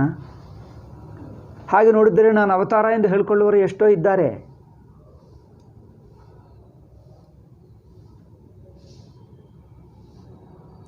ವಿವೇಕಾನಂದದ ಅಳತೆ ಈಸ್ ಎ ಫಿಲ್ಮ್ ಸ್ಟೈಲ್ ಅಳತೆ. ನಾನು ಹೇಳಿದ್ದು ನಿಮಗೆ ಸಿಟ್ಟು ಬರುತ್ತಾ ಇದೆಯಾ? But anyway, I am telling you what my experiences. His ಅಳತೆಗಳು ಎಷ್ಟೋ ಕಡೆ ಆಲ್ ಕನ್ಫ್ಯೂಸಿಂಗ್ ಅಳತೆ, ದೇ ಮಿಸ್ಲೀಡ್ ಅಳತೆಗಳು. ಮನುಷ್ಯರ ಸ್ವಭಾವ ನಡತೆಯಲ್ಲಿ ಒಂದು ಅನಾಸಕ್ತಿಯಾಗಿ, ಅಟ್ಯಾಚ್ಮೆಂಟ್ ಇಲ್ಲದೆ, ಪಕ್ಷಪಾತವಿಲ್ಲದೆ, ನಿರಭಿಮಾನಿಯಾಗಿ ಸಹಜವಾಗಿರುತ್ತಾನೆ. ಚಿಕ್ಕ ಮಗು ನೋಡಿ, ನೀವು ಸುಮ್ಮನೆ ಬಿಡ್ತೀನಿ ನೋಡಿ, ಸಣ್ಣ ಮಗು ಇದ್ದಾನೆ, 2 ವರ್ಷ ಮಗು ಹೇಗಿರುತ್ತಾನೆ? ನೀವು ಹೋಗಿ ಕೇಳ್ತೀಯಾ, ಏನಪ್ಪ ನೀವು ಮುಗ್ಧನಾಗಿರುವ ಮಗುವಾ ಅಥವಾ ನೀವು ಅಭಿಮಾನ, ಅಹಂಕಾರ, ಮೋಸ, ಕಪಟ ಎಲ್ಲ ಗೊತ್ತಿರುವ ನೀವು ಹಿರಿಯನ? ಕೇಳು. ಮಗುವನ್ನು ಕೇಳ್ತೀರಾ, ನೀನು ಮಗುವಾ ನೀನು ಹಿರಿಯನ? ಮಗು ಮಾತು ನಡತೆಯಿಂದ ಗೊತ್ತಾಗಲ್ಲವ? ಮಗು ಮುಗ್ಧನಾಗಿದ್ದಾನೆ, ಅಭಿಮಾನವಿಲ್ಲ, ಅಹಂಕಾರವಿಲ್ಲ, ನಡತೆ, ಮಾತಾಡುವ ಪದ್ಧತಿ ಗೊತ್ತಾಗಲ್ಲವ? ನೀವು ಮೋಸ ಮಾಡಿದ್ದರೂ ಮಗುಕ್ಕೆ ಗೊತ್ತಾಗಲ್ಲ, ನೀವು ಬೈದರೂ ಮಗುಕ್ಕೆ ಗೊತ್ತಾಗಲ್ಲ, ಸುಮ್ಮನೆ ಅಳುತ್ತಾನೆ ಅಷ್ಟೇ ಹೊರತು, ಹೆದರ್ಕೊಳ್ತಾನೆ ಹೊರತು ಅವ್ರಿಗೇನು ಅಭಿಮಾನವಿಲ್ಲ. ಮಗುಕ್ಕೆ ಅಭಿಮಾನವಿಲ್ಲ, ನಿರಭಿಮಾನಿಯಾಗಿದ್ದಾನೆ, ಯಾವ కపట మోస ಇಲ್ಲ ಎಂಬುದು, ఒక చిన్న పాపకు కోపం ద్వేషం ఏమీ లేదు, ಅಮಾಯಕಂగా ఉన్నది, ಎನ್ ಇನ್ನಸೆಂಟ್ ಬೇಬಿ ಎಂಬುದು. ಬೇಬಿಯನ್ನು ಕೇಳಬೇಕಾ ಅಥವಾ ಮದರನ್ನು, ಅಮ್ಮವನ್ನು ಕರೆದು ಇವಳು ಮಗುವೇನಾ, ಇವಳು ಮಗುವು ಮುಗ್ಧವಾದ ಮಗಳ ಅಥವಾ ಅಭಿಮಾನಿ ಅಹಂಕಾರಿ ಆದ ಮಗಳು ಎಂದು ಕೇಳ್ತೀರಾ? ಒಬ್ಬರು ಹೇಳಬೇಕಾ? ಏನಪ್ಪ ನಾನು ಹೌದು ನಾನು ಮುಗ್ಧನಾದ ಮಗು ಎಂದು ಹೇಳಿದರೆ ಈಗ ಒಪ್ಕೊಳ್ತೀನಿ, ನೀನು ಮಗು, ನೀವು ಹೇಳು. ಒಬ್ಬರು ಹೇಳಿದ್ದರಂತೆ, ಅಲ್ಲ ನಾನು ಎಲ್ಲರ ಹಾಗೆ ಸಾಮಾನ್ಯ ಮನುಷ್ಯ, ನಾನು ಜ್ಞಾನಿ ಅಲ್ಲ ಎಂದು ಹೇಳ್ದ. ಇವನು ಜ್ಞಾನಿ ಅಲ್ಲ, ಸಾಮಾನ್ಯ ಮನುಷ್ಯ, ಆಯಿತು ಬಿಡ. ಇನ್ನೊಬ್ಬರು ಹೇಳ್ದ, ನೀನು ಜ್ಞಾನಿಯಾ? ಅಯ್ಯೋ ನಾನಲ್ಲ ಎಂದು ಹೇಳ್ದ. ಇನ್ನೊಬ್ಬರು ಹೇಳ್ದ, ಹೌದು ನಾನು ಜ್ಞಾನಿ ಎಂದು ಹೇಳ್ದ. ಜ್ಞಾನಿ ತನ್ನನ್ನು ತಾನು ಜ್ಞಾನಿ ಹೇಳ್ಕೊಂಡ್ರೆ ಜ್ಞಾನಿ ಆಗಿಬಿಡ್ತಾನ? ಈ ಅಳತೆ, ವಿವೇಕಾನಂದ ಅಳತೆ ಈಸ್ ಎ ಫಿಲ್ಮ್ ಸ್ಟೈಲ್ ಅಳತೆ. ಈ ಸ್ಟ್ಯಾಂಡರ್ಡ್ ಇದೆ ನೋಡಿ, ಇದೆ ಫಿಲ್ಮ್ ಸ್ಟೈಲ್ ಇದು ನೋಡಿ. ಜ್ಞಾನಿ ಅಜ್ಞಾನಿಗಳು ಯಾರು ಹೇಗೆ ಎನ್ನುವುದು ಮಾತುಗಳಿಂದ ಗೊತ್ತಾಗಲ್ಲ. ಅವರ ಎಕ್ಸ್ಪ್ರೆಷನ್ಸ್ ಎನ್ನುವುದು ಅನಾಸಕ್ತಿಯಾಗಿ, ಮುಗ್ಧನಾಗಿ, ಅಭಿಮಾನ ಅಹಂಕಾರ ರಹಿತವಾಗಿ, ಸಹಜವಾಗಿ, ಸ್ಪಾಂಟೇನಿಯಸ್ ಆಗಿ ನಡೆಯುತ್ತವೆ. ಕೆಲವರು ಜ್ಞಾನಿಗಳಲ್ಲಿ ಬೈಯುವರು ಕಂಡು ಬರ್ತಾರೆ, ರಫ್ ಆಗಿ ರೂಢಾಗಿ ಬಿಹೇವ್ ಮಾಡುವರು ಕಂಡು ಬರ್ತಾರೆ. ನೀವು ನೋಡಿದ್ದೀರಾ? ಕೆಲವರು ವೆರಿ ಕ್ರಿಟಿಕಲ್ ಕಂಡು ಬರ್ತಾರೆ, ಕೆಲವರು ಟೂ ಇನ್ನಸೆಂಟ್ ಕಂಡು ಬರ್ತಾರೆ. But in and through all these things ಅವರ ನಿರಭಿಮಾನತ ಇಫ್ ಯು ಗಮನಿಸಿದ್ದರೆ ಗೊತ್ತಾಗ್ತದೆ. ಹಾಗೆ ನೋಡಬೇಕೇ ಹೊರತು ಸುಮ್ಮನೆ ಈ ಪ್ರಶ್ನೆಗಳು ಇದೆಲ್ಲ ಇದಕ್ಕೇನು ಅರ್ಥ ಇಲ್ಲ. ಅವರು ಹೇಳಿರುವ ಉತ್ತರಗಳು ಅರ್ಥವಾಗಲ್ಲ. ಉತ್ತರಗಳನ್ನು ಲಿಟ್ರಲ್ಲಿ ತಗೊಳ್ತೀರಾ? ಉತ್ತರಗಳನ್ನು ಅವರು ಕೊಟ್ಟಿರುವ ಉತ್ತರಗಳನ್ನು ಒಬ್ಬ ಸ್ವಾಮೀಜಿ ನಾನು ಮೂರ್ಖಾನಂದ ಎಂದು ಹೆಸರು ಹಾಕ್ಕೊಂಡ, ಗೊತ್ತಾ? ಪುಸ್ತಕ ಪಬ್ಲಿಷ್ ಮಾಡಿದ್ದರೆ ಅವರ ಹೆಸರು ನೀಡು ಮೂರ್ಖಾನಂದ ಎಂದು ಹೆಸರು ಹಾಕಿದ್ದು, ಪ್ರಿಂಟ್ ಮಾಡಿದ್ದರು. ನಾನು ನೋಡಿದ್ದೀನಿ, ಅದು ಸ್ಕ್ಯಾನ್ ಮಾಡಿಕೊಂಡು ಬಂದೆ. ಮೂರ್ಖಾನಂದ ಎಂದು ಅವ್ರ ಹೆಸರು ಹಾಕ್ಕೊಂಡ್ರು. ಈಗ ಅವ್ರ ಅಜ್ಞಾನಿ ಎಂದು ಹೇಳಿಬಿಡ್ತೀರಾ? ಏನಪ್ಪ, ನಿಮ್ಮ ವಿವೇಕಾನಂದ ಅಳತೆ ನೋಡಿಕೊಂಡರೆ ಈ ಫಿಲ್ಮ್ ಅಳತೆ it's a very disgusting. Modern westernised ಪೀಪಲ್ಗೆ ಅದು ಇಷ್ಟವಾಗ್ತದೋ ಏನೋ, but these are all un-Indian way of behaving.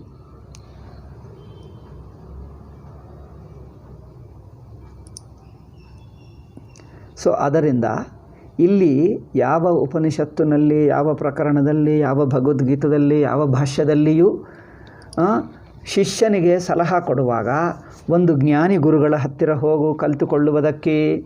ಶಿಷ್ಯನು ಹೇಳ್ತಾನೆ, ಜ್ಞಾನಿ ಅಂದರೆ ಹೇಗಿರುತ್ತಾನೆ? ಹೇಗೆ? ನೇರಾಗಿ ಕೇಳಪ್ಪ, ನೀವು ಜ್ಞಾನಿ ಅಲ್ಲವಾ? ಅಡ್ವರ್ಟೈಸ್ಮೆಂಟ್ ಕೊಡು, jnani wanted, brahmajnani wanted for teaching Vedanta. Who ever is a jnani apply with your credentials. ನೀವು ಅಪ್ಲಿಕೇಶನ್ ಕೊಡಿ, ನೀವು ಜ್ಞಾನಿ ಹೇಗೆ, ಎಷ್ಟು ಸರ್ಟಿಫಿಕೇಟ್ ಇದೆ, ಎಷ್ಟು ಓದಿದ್ದಿ, ಎಲ್ಲ ಅಪ್ಲಿಕೇಶನ್ ಕೊಟ್ಟು ನಮಗೆ ರಿಪ್ಲೈ ಕೊಡು. ನೀವು ಜ್ಞಾನಿ ಅಲ್ಲವಾ? ನಾವು ಇಂಟರ್ವ್ಯೂಗೆ ಬಾ, ನೀವು ಡಿಸೈಡ್ ಮಾಡ್ತೀವಿ, ಆವಾಗ ನಿಮ್ಮಿಂದ ಕಲ್ತ್ಕೊಳ್ತೀವಿ. ಚೆನ್ನಾಗಿದೆ. ಈಗ ವಿವೇಕಾನಂದ ಇಂಟರ್ವ್ಯೂ ಹೀಗೆ ಇದೆ, ಅಡ್ವರ್ಟೈಸ್ಮೆಂಟು. ನೀವು ಜ್ಞಾನಿ ಅಲ್ಲವಾ? You went and questioned and tested, then he found. ಇದು ನೋಡಿ, ಅವರ ನಡತೆ, ಅವರ ಮಾತು, ಅವರ ಸ್ವಭಾವದಿಂದ ಚಿಕ್ಕ ಮಗು ಮುಗ್ಧನೋ ಅಲ್ಲವೋ ಎನ್ನುವುದು ನಮಗೆ ಹೇಗೆ ಗೊತ್ತಾಗ್ತದೋ ಇದು ಹಾಗೆ. ಅದರಿಂದ ಜ್ಞಾನಿಯ ಲಕ್ಷಣಗಳು ಸ್ವಲ್ಪ ಮಟ್ಟಿಗೆ ನೋಡಿದ್ದರೆ ನಮಗೆ ಗೊತ್ತಾಗ್ತದೆ. ಜಸ್ಟ್ ಮೇಲೆ ಅವರ ಮಾತು, ನಡತೆ ಸ್ಪಾಂಟೇನಿಯಸ್ ಆಗಿದ್ದಾನ, ಪಕ್ಷಪಾತಿ ಆಗಿದ್ದಾನ, ಅದು ಗೊತ್ತಾಗ್ತದೆ. ಆದ್ದರಿಂದ ಅಂಥ ಗುರುಗಳನ್ನು ಹತ್ತಿರ ಹೋಗಿ ಕಲಿಯುವುದಕ್ಕೆ ಒಂದು ಕಾರಣ. ಇನ್ನೊಂದೇನೆಂದರೆ ಈ ಲಕ್ಷಣಗಳನ್ನು ಅನುಕರಿಸಬಾರದು. ತನ್ನ ಅನುಭವ ದೃಷ್ಟ್ಯಾ ತನ್ನ ಅನುಭವದಲ್ಲಿ ಒಳಗೆ ಅಭ್ಯಾಸ ಮಾಡಿಕೊಳ್ಳಬೇಕು. ಅದಕ್ಕೋಸ್ಕರ ಇಲ್ಲಿ ಜೀವನ್ಮುಕ್ತರ ಲಕ್ಷಣಗಳಲ್ಲೂ ಹೇಳಲ್ಪಟ್ಟಿವೆ. ಆಯಿತಾ? ಈಗ ಮುಂದುವರಿಯೋಣ. ಇದು ಶಿಷ್ಯನ ಪ್ರಶ್ನೆ. ಇದಕ್ಕೆ ಗುರುಗಳು ಉತ್ತರ ಏನು ಹೇಳ್ತಾರೆ ನೋಡಿ.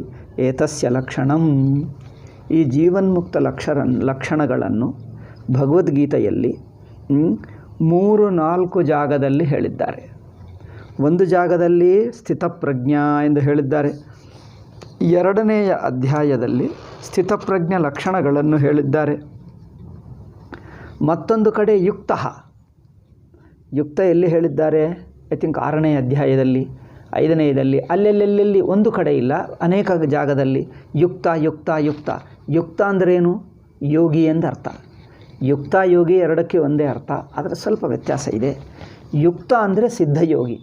ಯೋಗಿ ಅಂದರೆ ಸಾಧಕ ಆಗಬಹುದು, ಸಿದ್ಧ ಆಗಬಹುದು. ಸಾಧಕ ಯೋಗಿ ಅಂದರೆ ಸಾಧಕ ಯೋಗಿಯೂ ಆಗಬಹುದು, ಸಿದ್ಧ ಯೋಗಿಯೂ ಆಗಬಹುದು. ಯೋಗಿ ಅಂದರೆ ಯುಕ್ತ ಅಂದರೆ ಕೇವಲ ಸಿದ್ಧಯೋಗಿ ಆಗುತ್ತಾನೆ, ಸಾಧಕ ಯೋಗಿ ಆಗಲ್ಲ. ಆದ್ದರಿಂದ ಯುಕ್ತ. ಇನ್ನೊಂದು ಭಕ್ತ, 12ನೇ ಅಧ್ಯಾಯದಲ್ಲಿ ಭಕ್ತ ಎಂದು ಹೇಳಿದ್ದಾರೆ ಅಲ್ಲವೇ? ಅದೇನು? ಅದ್ವೇಷ್ಟ, ಸರ್ವಭೂತಾನಾಂ ಮೈತ್ರಃ ಕರುಣ ಏವಚ. ಆ ಲಕ್ಷಣಗಳು ತುಂಬ ಚೆನ್ನಾಗಿವೆ. ಆ ಒಂದೊಂದು ಲಕ್ಷಣ ಒಳಗಿನ ಅನುಭವದಲ್ಲಿ ಗಮನಿಸುತ್ತಾ ತನ್ನ ಅನುಭವದಲ್ಲಿ ಆ ಗುಣಗಳಾಗಿ ನಿಲ್ಲಬೇಕು. ಓಕೆ, ಅಷ್ಟೇ ಹೊರತು ಹೊರಗೆ ನಟಿಸುವುದಕ್ಕಲ್ಲ. ಈಗ ಇನ್ನೊಂದು 13ನೇ ಅಧ್ಯಾಯದಲ್ಲಿ, ಇಲ್ಲಿ ಸ್ವಾಮೀಜಿ ಹೇಳಲಿಲ್ಲ, 13ನೇ ಅಧ್ಯಾಯದಲ್ಲಿ ಅಮಾನಿತ್ವಮದಂಬಿತ್ವಂ ಅಹಿಂಸಾಕ್ಷ ಅಂತಿರಾರ್ಜವಂ ಎಂದು ಗುಣಗಳು ಹೇಳುತ್ತಾರೆ. ಅವು ಸಾಧಕನಕ್ಕೆ ಗುಣಗಳು ಎಂದು ಹೇಳುವುದರಿಂದ ಸ್ವಾಮೀಜಿ ಬಿಟ್ಟುಬಿಟ್ಟರು. ಅವು ಸಾಧಕನಿಗೆ ಹೇಳಿರುವ ಗುಣಗಳೇ ಅವೇ ಸಿದ್ಧಪುರುಷನಲ್ಲಿ ಸಹಜವಾಗಿರುತ್ತವೆ ಅಷ್ಟೇ. ಮತ್ತು 14ನೇ ಅಧ್ಯಾಯದಲ್ಲಿ ತ್ರಿಗುಣಾತೀತತ್ವಂ, ಇಲ್ಲಿ ನಾನು ಸ್ವಾಮೀಜಿ ಗುರುಗಳ ಉತ್ತರ ಓದ್ತಾ ಇದ್ದೀನಿ. ಏತಸ್ಯ ಲಕ್ಷಣಂ ಸ್ಥಿತಪ್ರಜ್ಞತ್ವಂ ಎಂದು ಒಂದು ಹೆಸರಿನಿಂದ, ಯುಕ್ತ ಎಂದು ಹೆಸರಿನಿಂದ, ಭಕ್ತ ಎಂದು 12ನೇ ಅಧ್ಯಾಯದಲ್ಲಿ ಭಕ್ತ ಎಂದು ಹೆಸರಿನಿಂದ, ತ್ರಿಗುಣಾತೀತ ಎಂದು ಹೆಸರು 14ನೇ ಅಧ್ಯಾಯದಲ್ಲಿ. ಗುಣಾತೀತ ಸವುಚ್ಯತೆ, ಗುಣಾತೀತನು ಹೇಗಿರುತ್ತಾನೆ ಎಂದು ಅರ್ಜುನ ಪ್ರಶ್ನೆ ಮಾಡಿದ್ದಕ್ಕೆ ಉತ್ತರ ಹೇಳ್ತಾನೆ, ಗುಣಾತೀತ ಸವುಚ್ಯತೆ, ಹೇಗಿರುತ್ತಾನೆ ಹೇಗಿರುತ್ತಾನೆ ಹೇಗಿರುತ್ತಾನೆ ಎಂದು ಹೇಳ್ತಾನೆ. ಇತಿ ಚ ಭಗವದ್ಗೀತಾಸು 2ನೇ ಅಧ್ಯಾಯ 6ನೇ ಅಧ್ಯಾಯ.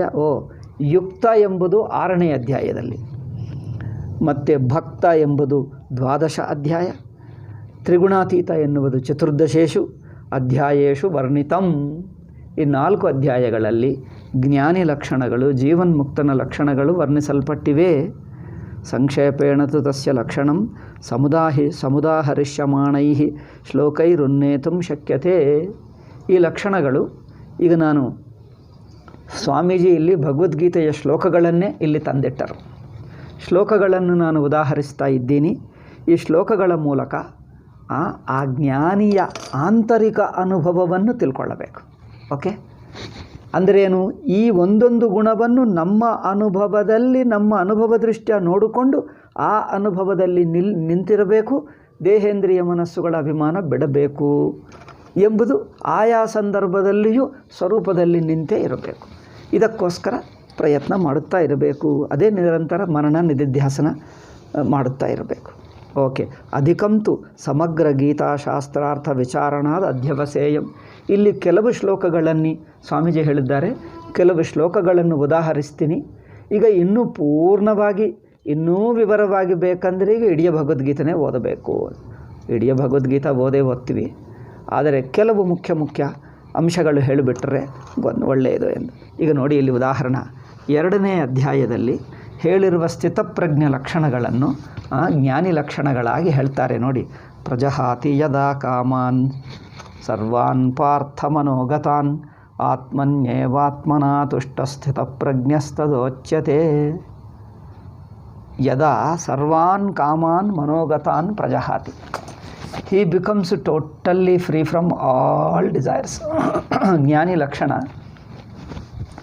ಯಾವ ಆಸೆಯ ಒತ್ತಡೆ ಅವರನ್ನು ಕಾಡುತ್ತಾ ಇಲ್ಲ. ಜನರಿಗೆ ನೋಡಿ, ಏನೋ ಒಂದು ಆಸೆ ಇರುತ್ತದೆ. ಮನುಷ್ಯನನ್ನು ನೋಡಿದ್ದರೆ ಏನೋ ಕಲ್ಕೊಂಡಂತೆ, ಏನೋ ಮಾಡಬೇಕು, ಏನೋ ಸಾಧಿಸಬೇಕು, ರೆಸ್ಟ್ಲೆಸ್ ಆಗಿ ಕಂಡು ಬರ್ತಾರೆ ಜನರು. ಇದು ಗೊತ್ತಾಗ್ತದೆ. ಇದು ನಿಮಗೆ ಆಸೆ ಇದೆಯೋ ಇಲ್ಲವೋ ಎಂದು ಮನುಷ್ಯನನ್ನು ಕೇಳಿದರೆ ಗೊತ್ತಾಗ್ತದೆ. ಏನಯ್ಯ ನಿನಗೆ ಆಸೆಗಳಿದೆಯಾ? ಎಲ್ಲ ಆಸೆಗಳು ಬಿಟ್ಟು ನೀವು ಜ್ಞಾನಿಯಾಗಿದ್ದೀಯಾ ಅಂದರೆ ಅವ್ರು ಏನು ಹೇಳಬೇಕು, ಅವ್ರಿಗೆ ಗೊತ್ತೇ ಆಗಲ್ಲ. ಆದ್ದರಿಂದ ಈ ಲಕ್ಷಣ ಅವರಿಗೆ ಮನಸ್ಸಿನಲ್ಲಿ ಯಾವ ಡಿಸೈರು ತನ್ನನ್ನು ಪ್ರೆಷರ್ ಮಾಡಲ್ಲ. You don't feel that is under a pressure of any desire. ಒಂದು ಆ್ಯಂಬಿಷನ್ ಆಗಲಿ, ಒಂದು ಡಿಸೈರ್ ಆಗಲಿ, ಅದರ ಪ್ರೆಷರ್ನಲ್ಲಿ ಇರುವಷ್ಟು ಕಂಡು ಬರಲ್ಲ. ನ್ಯಾಚುರಲ್ ಸ್ಪಾಂಟೇನಿಯಸ್ ಆಗಿರುತ್ತಾನೆ. ಅದು ಪ್ರಜಹಾತಿ ಯದಾ ಕಾಮಾನ್. ಏಕೆ? ಕಾಮನೆಗಳೆಂದರೆ ವ್ಯಕ್ತಿತ್ವವೇ ಕಾಮನ. ವ್ಯಕ್ತಿತ್ವ ಅಂದರೇನು? ಅಂತಃಕರಣ ಅಭಿಮಾನ, ಇಂದ್ರಿಯಗಳ ಅಭಿಮಾನಿಯಾಗಿರುವ ಜೀವಭಾವವಿದ್ದರೆ ಆಸೆಗಳು ತಪ್ಪಲ್ಲ. ಆ ಆಸೆಗಳೇ ಕಾಮನೆಗಳು. ಅವರು ಸರ್ವಕಾಮಗಳನ್ನು ದಾಟಿದ್ದಾನೆ ಅಂದರೆ ವ್ಯಕ್ತಿತ್ವವನ್ನು ಬಿಟ್ಟು ಸುಷುಪ್ತಿಯಲ್ಲಿ ಹೇಗಿದ್ದಾನೋ ಹಾಗೆ ನಿಶ್ಚಿಂತ, ನಿರ್ಮಲ, ಪೂರ್ಣವಾಗಿ ಆನಂದವಾಗಿದ್ದಾನೆ. ಅವರಿಗೆ ಯಾವುದು ಕೊರತೆ ಅನಿಸಲ್ಲ, ಯಾವುದು ಹೋದರೂ ಬಂದರೂ ಅವರಿಗೆ ಕೊರತೆನೇ ಅನಿಸಲ್ಲ. ಆದ್ದರಿಂದ ಜ್ಞಾನಿ ಸರ್ವಾನ್ ಮನೋಗತಾನ್ ಕಾಮಾನ್ ಪ್ರಜಹಾತಿ, ಮನಸ್ಸಿನಲ್ಲಿರುವ ಎಲ್ಲ ಕಾಮನೆಗಳನ್ನು ಬಿಟ್ಟು ಬಿಡುತ್ತಾನೆ. ಎಲ್ಲ ಕಾಮನೆಗಳನ್ನು ಹೇಗೆ ಬಿಡೋಕ್ಕಾಗ್ತದೆ? ಎಲ್ಲ ಕಾಮಗಳನ್ನು, ಇಚ್ಛೆಗಳನ್ನು, ಆಸೆಗಳನ್ನು ಬಿಟ್ಟರೆ ಏನೋ ಮನಸ್ಸುಗೊಂದು ಆನಂದ ಇರಬೇಕೆಂದರೆ ಹೌದು, ತನ್ನ ಪಾಡಿಗೆ ತಾನು ಆನಂದವಾಗಿರ್ತಾನೆ. ಜ್ಞಾನಿ ಯಾವ ಸಂದರ್ಭದಲ್ಲೇ ನೋಡು ಯಾವ ಟೆನ್ಷನ್ಗೆ ಒಳಗಾಗಲ್ಲ. You can see him relax ಆಗಿರುತ್ತಾನೆ. ಟೆನ್ಷನ್ ಅಂದರೆ ಯಾವುದೋ ಅರ್ಜೆಂಟ್ ಕೆಲಸ ಇದ್ದರೆ ಬ್ಯುಸಿಯಾಗಿ ಕಂಡು ಬರ್ತಾನೆ, ಬಟ್ ಸ್ಟಿಲ್ ಮನಸ್ಸಿನ ಒಳಗೆ ಆಂತರಿಕ ಒಂದು ಸಮಾಧಾನವಿರುತ್ತದೆ. ಯಾವುದು ಆಗಿದ್ದರೂ, ಬಿದ್ದು ಹೋದರೂ, ನಾಶವಾಗಿದ್ದರೂ, ಒಳ್ಳೆಯದಾಗಿದ್ದರೂ, ಯಾವುದೇ ಒಳ್ಳೆಯದಾದರೆ ಜನರನ್ನು ಪ್ರಶಂಸೆ ಮಾಡಿದ್ದರೆ, ಆಹಾ ಇವರು ಇಷ್ಟು ಸಾಧಿಸಿದ್ದರೆ ಅಂದರೆ ಅವರೇನು ಉಬ್ಬಿ ಹೋಗಲ್ಲ. ಯಾರು ಪ್ರಶಂಸದಿಂದಲೂ ಉಬ್ಬಲ್ಲ. ಯಾರು ನಿಂದೆ ಮಾಡಿದ್ದರೂ ತನ್ನ ಕೈಯಲ್ಲಿ ತಪ್ಪಾದರೆ ಏನಾಗ್ತದೆ, ಸಪೋಸಿಂಗ್ ಜ್ಞಾನಿಗಳು ತಪ್ಪು ಮಾಡಲು ಆಗುತ್ತದೆ, ಒಂದು ತಪ್ಪಾಗುತ್ತದೆ. ಆವಾಗ ಆ ತಪ್ಪು ತೋರಿಸಿದ್ದೆ ಅವರನ್ನು ಬೈದರೆ ಏನು ಮಾಡ್ತಾರೆ, ಸಹಜವಾಗಿ ತಗೊಳ್ತಾರೆ. ತಪ್ಪಾಗುತ್ತದೆ, ಅಯ್ಯೋ ನಾನು ತಪ್ಪು ಮಾಡಿದೆ, ಅಯ್ಯೋ ನಾನು ತಪ್ಪು ಮಾಡಿದೆ, ಅಯ್ಯೋ ನಾನು ಆ ಗಿಲ್ಟ್ ಇರಲ್ಲ. ಏಕೆ, ತಪ್ಪು ಮಾಡಿದ್ದಾದರೂ ಸಹಜವಾಗಿ ತಗೊಳ್ತಾನೆ. ಚಿಕ್ಕ ಮಗು ನೋಡಿ ಏನೋ ತಪ್ಪು ಮಾಡ್ತಾನೆ, ಏನು ಮಾಡಿದೆ ಅಂದರೆ ಅಯ್ಯೋ ಇದು ಮಾಡಿದ ಅಂದರೆ ಬಂದು ನೋಡ್ತಾನೆ. ನೋಡು ಇದನ್ನು ಬಿಸಾಕಿದ್ದಿ ನೋಡು, ಇದು ಒಡೆದು ಹಾಕಿದ್ದಿ ನೋಡು ಅಂದರೆ ಅವ್ರು ಬಂದು ನೋಡ್ತಾನೆ. ಇದು ಒಡೆದು ಹೋಯಿತು ಎಂದು ಅವನೇ ತೋರಿಸ್ತಾನೆ. ಅವ್ರಿಗೆ ನಾಚಿಕೆನೇ ಇಲ್ಲ, ನೇರಾಗಿ ತೋರಿಸ್ತಾನೆ. ಅಂದರೆ ತನ್ನ ಕೈಯಲ್ಲಿ ಒಂದು ತಪ್ಪಾಗಿ ಒಂದು ಒಡೆದು ಹೋಗಿ ಒಂದು ಹಾಡಾದರೆ ಅದು ಎಲ್ಲರ ಹಾಗೆ ಬಂದು ಹೋಗಿ ಅಮ್ಮಕ್ಕೆ ತೋರಿಸ್ತಾನೆ, ಅಮ್ಮ ಇದು ಒಡೆದು ಹೋಯಿತು. ಅಯ್ಯೋ ನೀನೇ ಮಾಡಿದ್ದೀಯಪ್ಪ ಅಂದರೆ ಏನು ಮಾಡಿದ್ದೆ ಅಂದರೆ ಹೀಗೆ ಮಾಡಿದೆ ಅಂತ ಹೇಳ್ತಾನೆ ಅಷ್ಟೇ. ಅವ್ರಿಗೆ ಏನದು ಅಭಿಮಾನವೇ ಇಲ್ಲ. ತನ್ನ ಕೈಯಲ್ಲಿ ಒಡೆದು ಹಾಕಿ ಹಾಳು ಮಾಡಿದ ಎಂದು ಹೇಳುವಾಗ ಅದು ಅಭಿಮಾನವೇ ಪಡ್ಕೊಳ್ಳಲ್ಲ, ಅದು ಹೇಳ್ತಾನೆ. ಅಂದರೆ ಒಂದು ತಪ್ಪು ಮಾಡಿದ್ದರೆ ಬೇಜಾರು ಮಾಡಿಕೊಳ್ಳುವುದು, ಒಳ್ಳೆಯದು ಮಾಡಿದ್ದರೆ ಆಹಾ ನಾನು ಒಳ್ಳೆಯದು ಮಾಡಿದೆ ಅಂತ ಎರಡೂ ಅಭಿಮಾನಗಳಿಲ್ಲ, ಸಹಜವಾಗಿರುತ್ತಾನೆ. ಇದು ಜ್ಞಾನಿ ಲಕ್ಷಣ. ಸಾಧಕರಿಗೆ ಅಭ್ಯಾಸ ಮಾಡಿಕೊಂಡು ದೇಹೇಂದ್ರಿಯ ಅಭಿಮಾನಗಳು ಬಿಟ್ಟು ಸಾಕ್ಷಿ ಮಾತ್ರವಾಗಿ ನಿಲ್ಲುವುದಕ್ಕೆ ಸಹಾಯಕ ಅಲ್ಲವೇ? ಅಷ್ಟೇ ಹೊರತು ನಟಿಸುವುದಕ್ಕಲ್ಲ, ಹೊರಗಿಂದೆ ನೋಡಿ ಇವರು ಹೀಗಿದ್ದಾರೆ ಹಾಗಿದ್ದಾರೆ ಎಂದು ಹೇಳುವುದಕ್ಕಲ್ಲ. ಆತ್ಮನ್ಯೇವ ಆತ್ಮನ ಅಷ್ಟ, ತನ್ನ ಪಾಡಿಗೆ ತಾನಿರುತ್ತಾನೆ. ಎಲ್ಲಿದ್ದರೂ ತನಗೆ ಅದೊಂದು ಇದೆ ಎಂದಿಲ್ಲ ಎಂದಿಲ್ಲ. ನಾನು ಅಲ್ಲೇ ಇರಬೇಕು ಇಲ್ಲೇ ಇರಬೇಕು ಆಗ್ರಹವಿಲ್ಲ, ಯಾವ ಊರಿನಲ್ಲಿರಬೇಕು ಎಂಬುದಿಲ್ಲ. ಓಕೆ, ಎಷ್ಟು ಸಾಧಿಸಬೇಕು ಎಂಬುದಿಲ್ಲ, ಎಷ್ಟು ಸಾಧಿಸಿದ್ದರೂ ಓಕೆ. ಕೆಲವೊಮ್ಮೆ ಆಗಲಿಲ್ಲ, ಆಯಿತು ಪರವಾಗಿಲ್ಲ, ಏನಾಗ್ತದೆ, ಪ್ರಯತ್ನ ಮಾಡಿದ್ವಿ, ಆಗಲ್ಲ ಬಿಡು, ಎಷ್ಟಾದರೂ ಅಷ್ಟಾಗ್ತದೆ ಅಷ್ಟೇ. ಅಂದರೆ ಯಾವುದು ಎಷ್ಟಿದ್ದರೂ ಅದರಿಂದಲೇ ತನ್ನ ಪಾಡಿಗೆ ಅಂದರೆ ತಾನು ಯಾವ ಸಂದರ್ಭದಲ್ಲಿ ಎಲ್ಲಿ ಹೇಗಿರುತ್ತಾನೋ ಅಲ್ಲಿ ಹಾಗೇ ಆನಂದವಾಗೇ ಇರುತ್ತಾನೆ. ಅದೇನೋ ಬದಲಾವಣೆ ಆಗಬೇಕು, ಇನ್ನೇನೋ ಆಗಬೇಕು, ಅಯ್ಯೋದಾಗಬೇಕಿತ್ತೆ, ಯಾವ ಪಶ್ಚಾತ್ತಾಪ ಇರುವುದಿಲ್ಲ. ಏನದು ಆತ್ಮನ್ಯೇವಾತ್ಮನ ತುಷ್ಟಸ್ಥಿತ ಪ್ರಜ್ಞಸ್ತದೋಚ್ಯತೆ. ಇದು ನಾವು ನಮ್ಮ ನಿಧಿಧ್ಯಾಸನ ಮಾಡುವಾಗ ಹಾಗಿರಬೇಕು. ಹೊರಗಿನ ದೇಹೇಂದ್ರಿಯ ವ್ಯಕ್ತಿತ್ವ ಬಿಟ್ಟು ಸಾಕ್ಷಿಯಾಗಿದ್ದರೆ ಹೊರಗಿನ ಪರಿಸ್ಥಿತಿಗಳೆಲ್ಲ ಸುಮ್ಮನೆ ಕಲ್ಪಿತ ತೋರಿಕೆಗಳೇ, ಅನಿಸಿಕೆಗಳೇ. ಅದು ನಾನಲ್ಲ. ನಾನು ಆ ಹೊರಗಿನ ಪರಿಸ್ಥಿತಿಗಳಿಗೆ ಒಳಗಾಗುತ್ತಾ ಇಲ್ಲ, ಒಳಗಾಗದೆ ತಾನು ಸ್ವತಂತ್ರವಾಗಿರುತ್ತಾನೆ, ಅನ್ಡಿಸ್ಟರ್ಬ್ಡ್, ಅನ್ಎಫೆಕ್ಟೆಡ್. ಅದರಿಂದ ಪ್ರಭಾವಿತವಾಗದೇ ಸಹಜವಾಗಿರುತ್ತಾನೆ. ಇದು ಜ್ಞಾನಿ ಲಕ್ಷಣ. ಇನ್ನೂ ಇಂಥದ್ದು ಕೆಲವು ಶ್ಲೋಕಗಳಿವೆ, ಒಂದು 10 ಶ್ಲೋಕಗಳು ಹೇಳಿದ್ದಾರೆ. ಒಂದೊಂದು ಶ್ಲೋಕವನ್ನು 2-3 ನಿಮಿಷ ಹೇಳ್ತೀನಿ. ಇದೆಲ್ಲ ಒಂದು ಅರ್ಧ ಗಂಟೆನೋ 1/4 ಗಂಟೆನೋ ಆಗುತ್ತದೆ. ನಾಳೆ ಮುಂದಿನ ಪಾಠದಲ್ಲಿ ಹೇಳೋಣ, ಯಾಕಂದರೆ ಇವತ್ತು ಟೈಮ್ ಆಯಿತು. ಹೇಗಿರುತ್ತಾನೆ ಒಂದೊಂದು ಶ್ಲೋಕದ ಜಸ್ಟ್ ಬ್ರೀಫ್ ಐಡಿಯಾ. ಯಾಕಂದರೆ ಭಗವದ್ಗೀತೆ ಹೇಳುವಕ್ಕೆ ಹೋದರೆ ಅಯ್ಯೋ 1 ಗಂಟೆ 1 ದಿವಸ ಹೇಳ್ತೀವಿ, ಹಾಗೇನು ಹೇಳಲ್ಲ. ಜಸ್ಟ್ 2 ನಿಮಿಷ ಒಂದೊಂದು ಶ್ಲೋಕಕ್ಕೆ ಅರ್ಥ. ಒಂದು ಹೇಳಿದ್ದೀನಿ ನೋಡಿ, ಪ್ರಜಹಾತಿ ಯದಾ ಕಾಮಾನ್. ಕಾಮಗಳು ಬಿಡಬೇಕಂದರೆ ಎಲ್ಲ ಕಾಮಗಳು ತುಂಬಿರುವಂಥ ಆತ್ಮಸ್ವರೂಪದಲ್ಲಿ ನಿಂತಿದ್ದರೆ ಕಾಮಗಳು ತಾನೇ ಬೇಕಾಗಿಲ್ಲ. ಕೊರತೆ ಇದ್ದರೆ ಕಾಮ, ಯಾವ ಕೊರತೆ ಇಲ್ಲ, ತಾನು ಇರುವುದೇ ಪರಿಪೂರ್ಣತಾ. ಆ ಪರಿಪೂರ್ಣ ಆನಂದದಲ್ಲಿ ನಿಂತಿರುತ್ತಾನೆ, ತನಗೆ ಯಾವುದೂ ಕೊರತೆ ಅನಿಸಲ್ಲ. ಪ್ರಪಂಚ ಯಾವುದು ಹೇಗೆ ಎಲ್ಲಿದ್ದರೂ ಹಾಗೆಯೇ ಚೆನ್ನಾಗಿದೆ, ಯಾವುದು ಹೇಗಿದ್ದರೂ ಹಾಗೆಯೇ ಚೆನ್ನಾಗಿದೆ. ಏಕೆ ಚಂತ? ಅಯ್ಯೋ ಚೆನ್ನಾಗಿದೆ ಅಂದರೆ ಬದಲಾಯಿಸಬೇಕಾದ ಬದಲಾಯಿಸ್ಕೊ, ಅದು ಆಟ ನಡೆಯಲಿ. ಬದಲಾಯಿಸಬೇಕಂದ್ರೆ ಬದಲಾಯಿಸ್ಕೊ, ಬೇಡ ಅಂದರೆ ಆಯಿತು ಹಾಗಿರಲಿ. ಹೇಗಿದ್ದರೂ ಅದನ್ನು ಹಾಗೇ ನೋಡ್ತಾನೆ. ಪ್ರತಿಯೊಂದರಲ್ಲಿ ಭಗವದ್ಭಾವವನ್ನೇ ನೋಡ್ತಾನೆ, ಪರಿಪೂರ್ಣ ಸ್ವರೂಪವನ್ನೇ. ಇದು ಪ್ರಜಹಾತಿ ಯದಾ ಕಾಮಾನ್ ಸರ್ವಾನ್ ಪಾರ್ಥ ಮನೋಗತಾನ್ ಆತ್ಮನ್ಯೇವಾತ್ಮನ ತುಷ್ಟ. ತನ್ನ ಪಾಡಿಗೆ ತಾನು ತುಷ್ಟಿ ಅಂದರೆ ಯಾವುದು ಕೊರತೆಯೇ ಅನಿಸಲ್ಲ, ಪಶ್ಚಾತ್ತಾಪವೇ ಇಲ್ಲ, ಯಾವುದ ಕುರಿತು ಪಶ್ಚಾತ್ತಾಪವಿಲ್ಲ. ಯಾವುದು ಹೇಗಿದೆಯೋ ಅವರು ಹಾಗೇ ನಗುತ್ತಾನೆ, ಒಪ್ಕೊಳ್ತಾನೆ. ಆಯಿತಾ? ವಿಹಾಯ ಕಾಮಾನ್ ಯಸ್ಸರ್ವಾನ್ ಪುಮಾಂಶ್ಚರತಿ ನಿಸ್ಪೃಹ ನಿರ್ಮಮೋ ನಿರಹಂಕಾರ ಶಾಂತಿಮಧಿಗಚ್ಚತಿ. ಈ ಒಂದೊಂದು ಶ್ಲೋಕ ಜ್ಞಾನಿ ಲಕ್ಷಣ. ಇದು ತನ್ನ ಅನುಭವ ದೃಷ್ಟ್ಯ ನೋಡಿಕೊಳ್ಳುವ ಲಕ್ಷಣವೇ ಹೊರತು ಹೊರಗೆ ಕಂಡುಬರುವುದಲ್ಲ. ಹೊರಗೆ ಆ ನಿಶ್ಚಲತಾ, ಆ ನಿರ್ಮಲತಾ, ಮಮಕಾರರಾಹಿತ್ಯಂ, ನಿರಭಿಮಾನತೆ ಇದ್ದರೆ ಸ್ವಲ್ಪ ಮಗು ಹೇಗಿರುತ್ತಾನೋ ಸಣ್ಣ ಮಗು ಹಾಗೆ ಇನ್ನೊಬ್ಬರಿಗೆ ಅನಿಸುತ್ತಾನೆ ಅಷ್ಟೇ. ಇದರಿಂದ ಸ್ವಲ್ಪ ಮಟ್ಟಿಗೆ ಗೊತ್ತಾಗ್ತದೆ, ಅನುಭವ ದೃಷ್ಟಿಗೆ ನಿಜವಾಗಿ ಗೊತ್ತಾಗ್ತದೆ. ಅದರಿಂದ ಈ ಕೆಲವು ಶ್ಲೋಕಗಳನ್ನು ಮುಂದಿನ ಪಾಠದಲ್ಲಿ ಹೇಳೋಣ. ಓಂ ಶಾಂತಿ ಶಾಂತಿ ಶಾಂತಿ. ಹರಿ ಓಂ ಶ್ರೀ ಗುರುಭ್ಯೋ ನಮಃ. ಹರಿ ಓಂ ತತ್ಸತ್.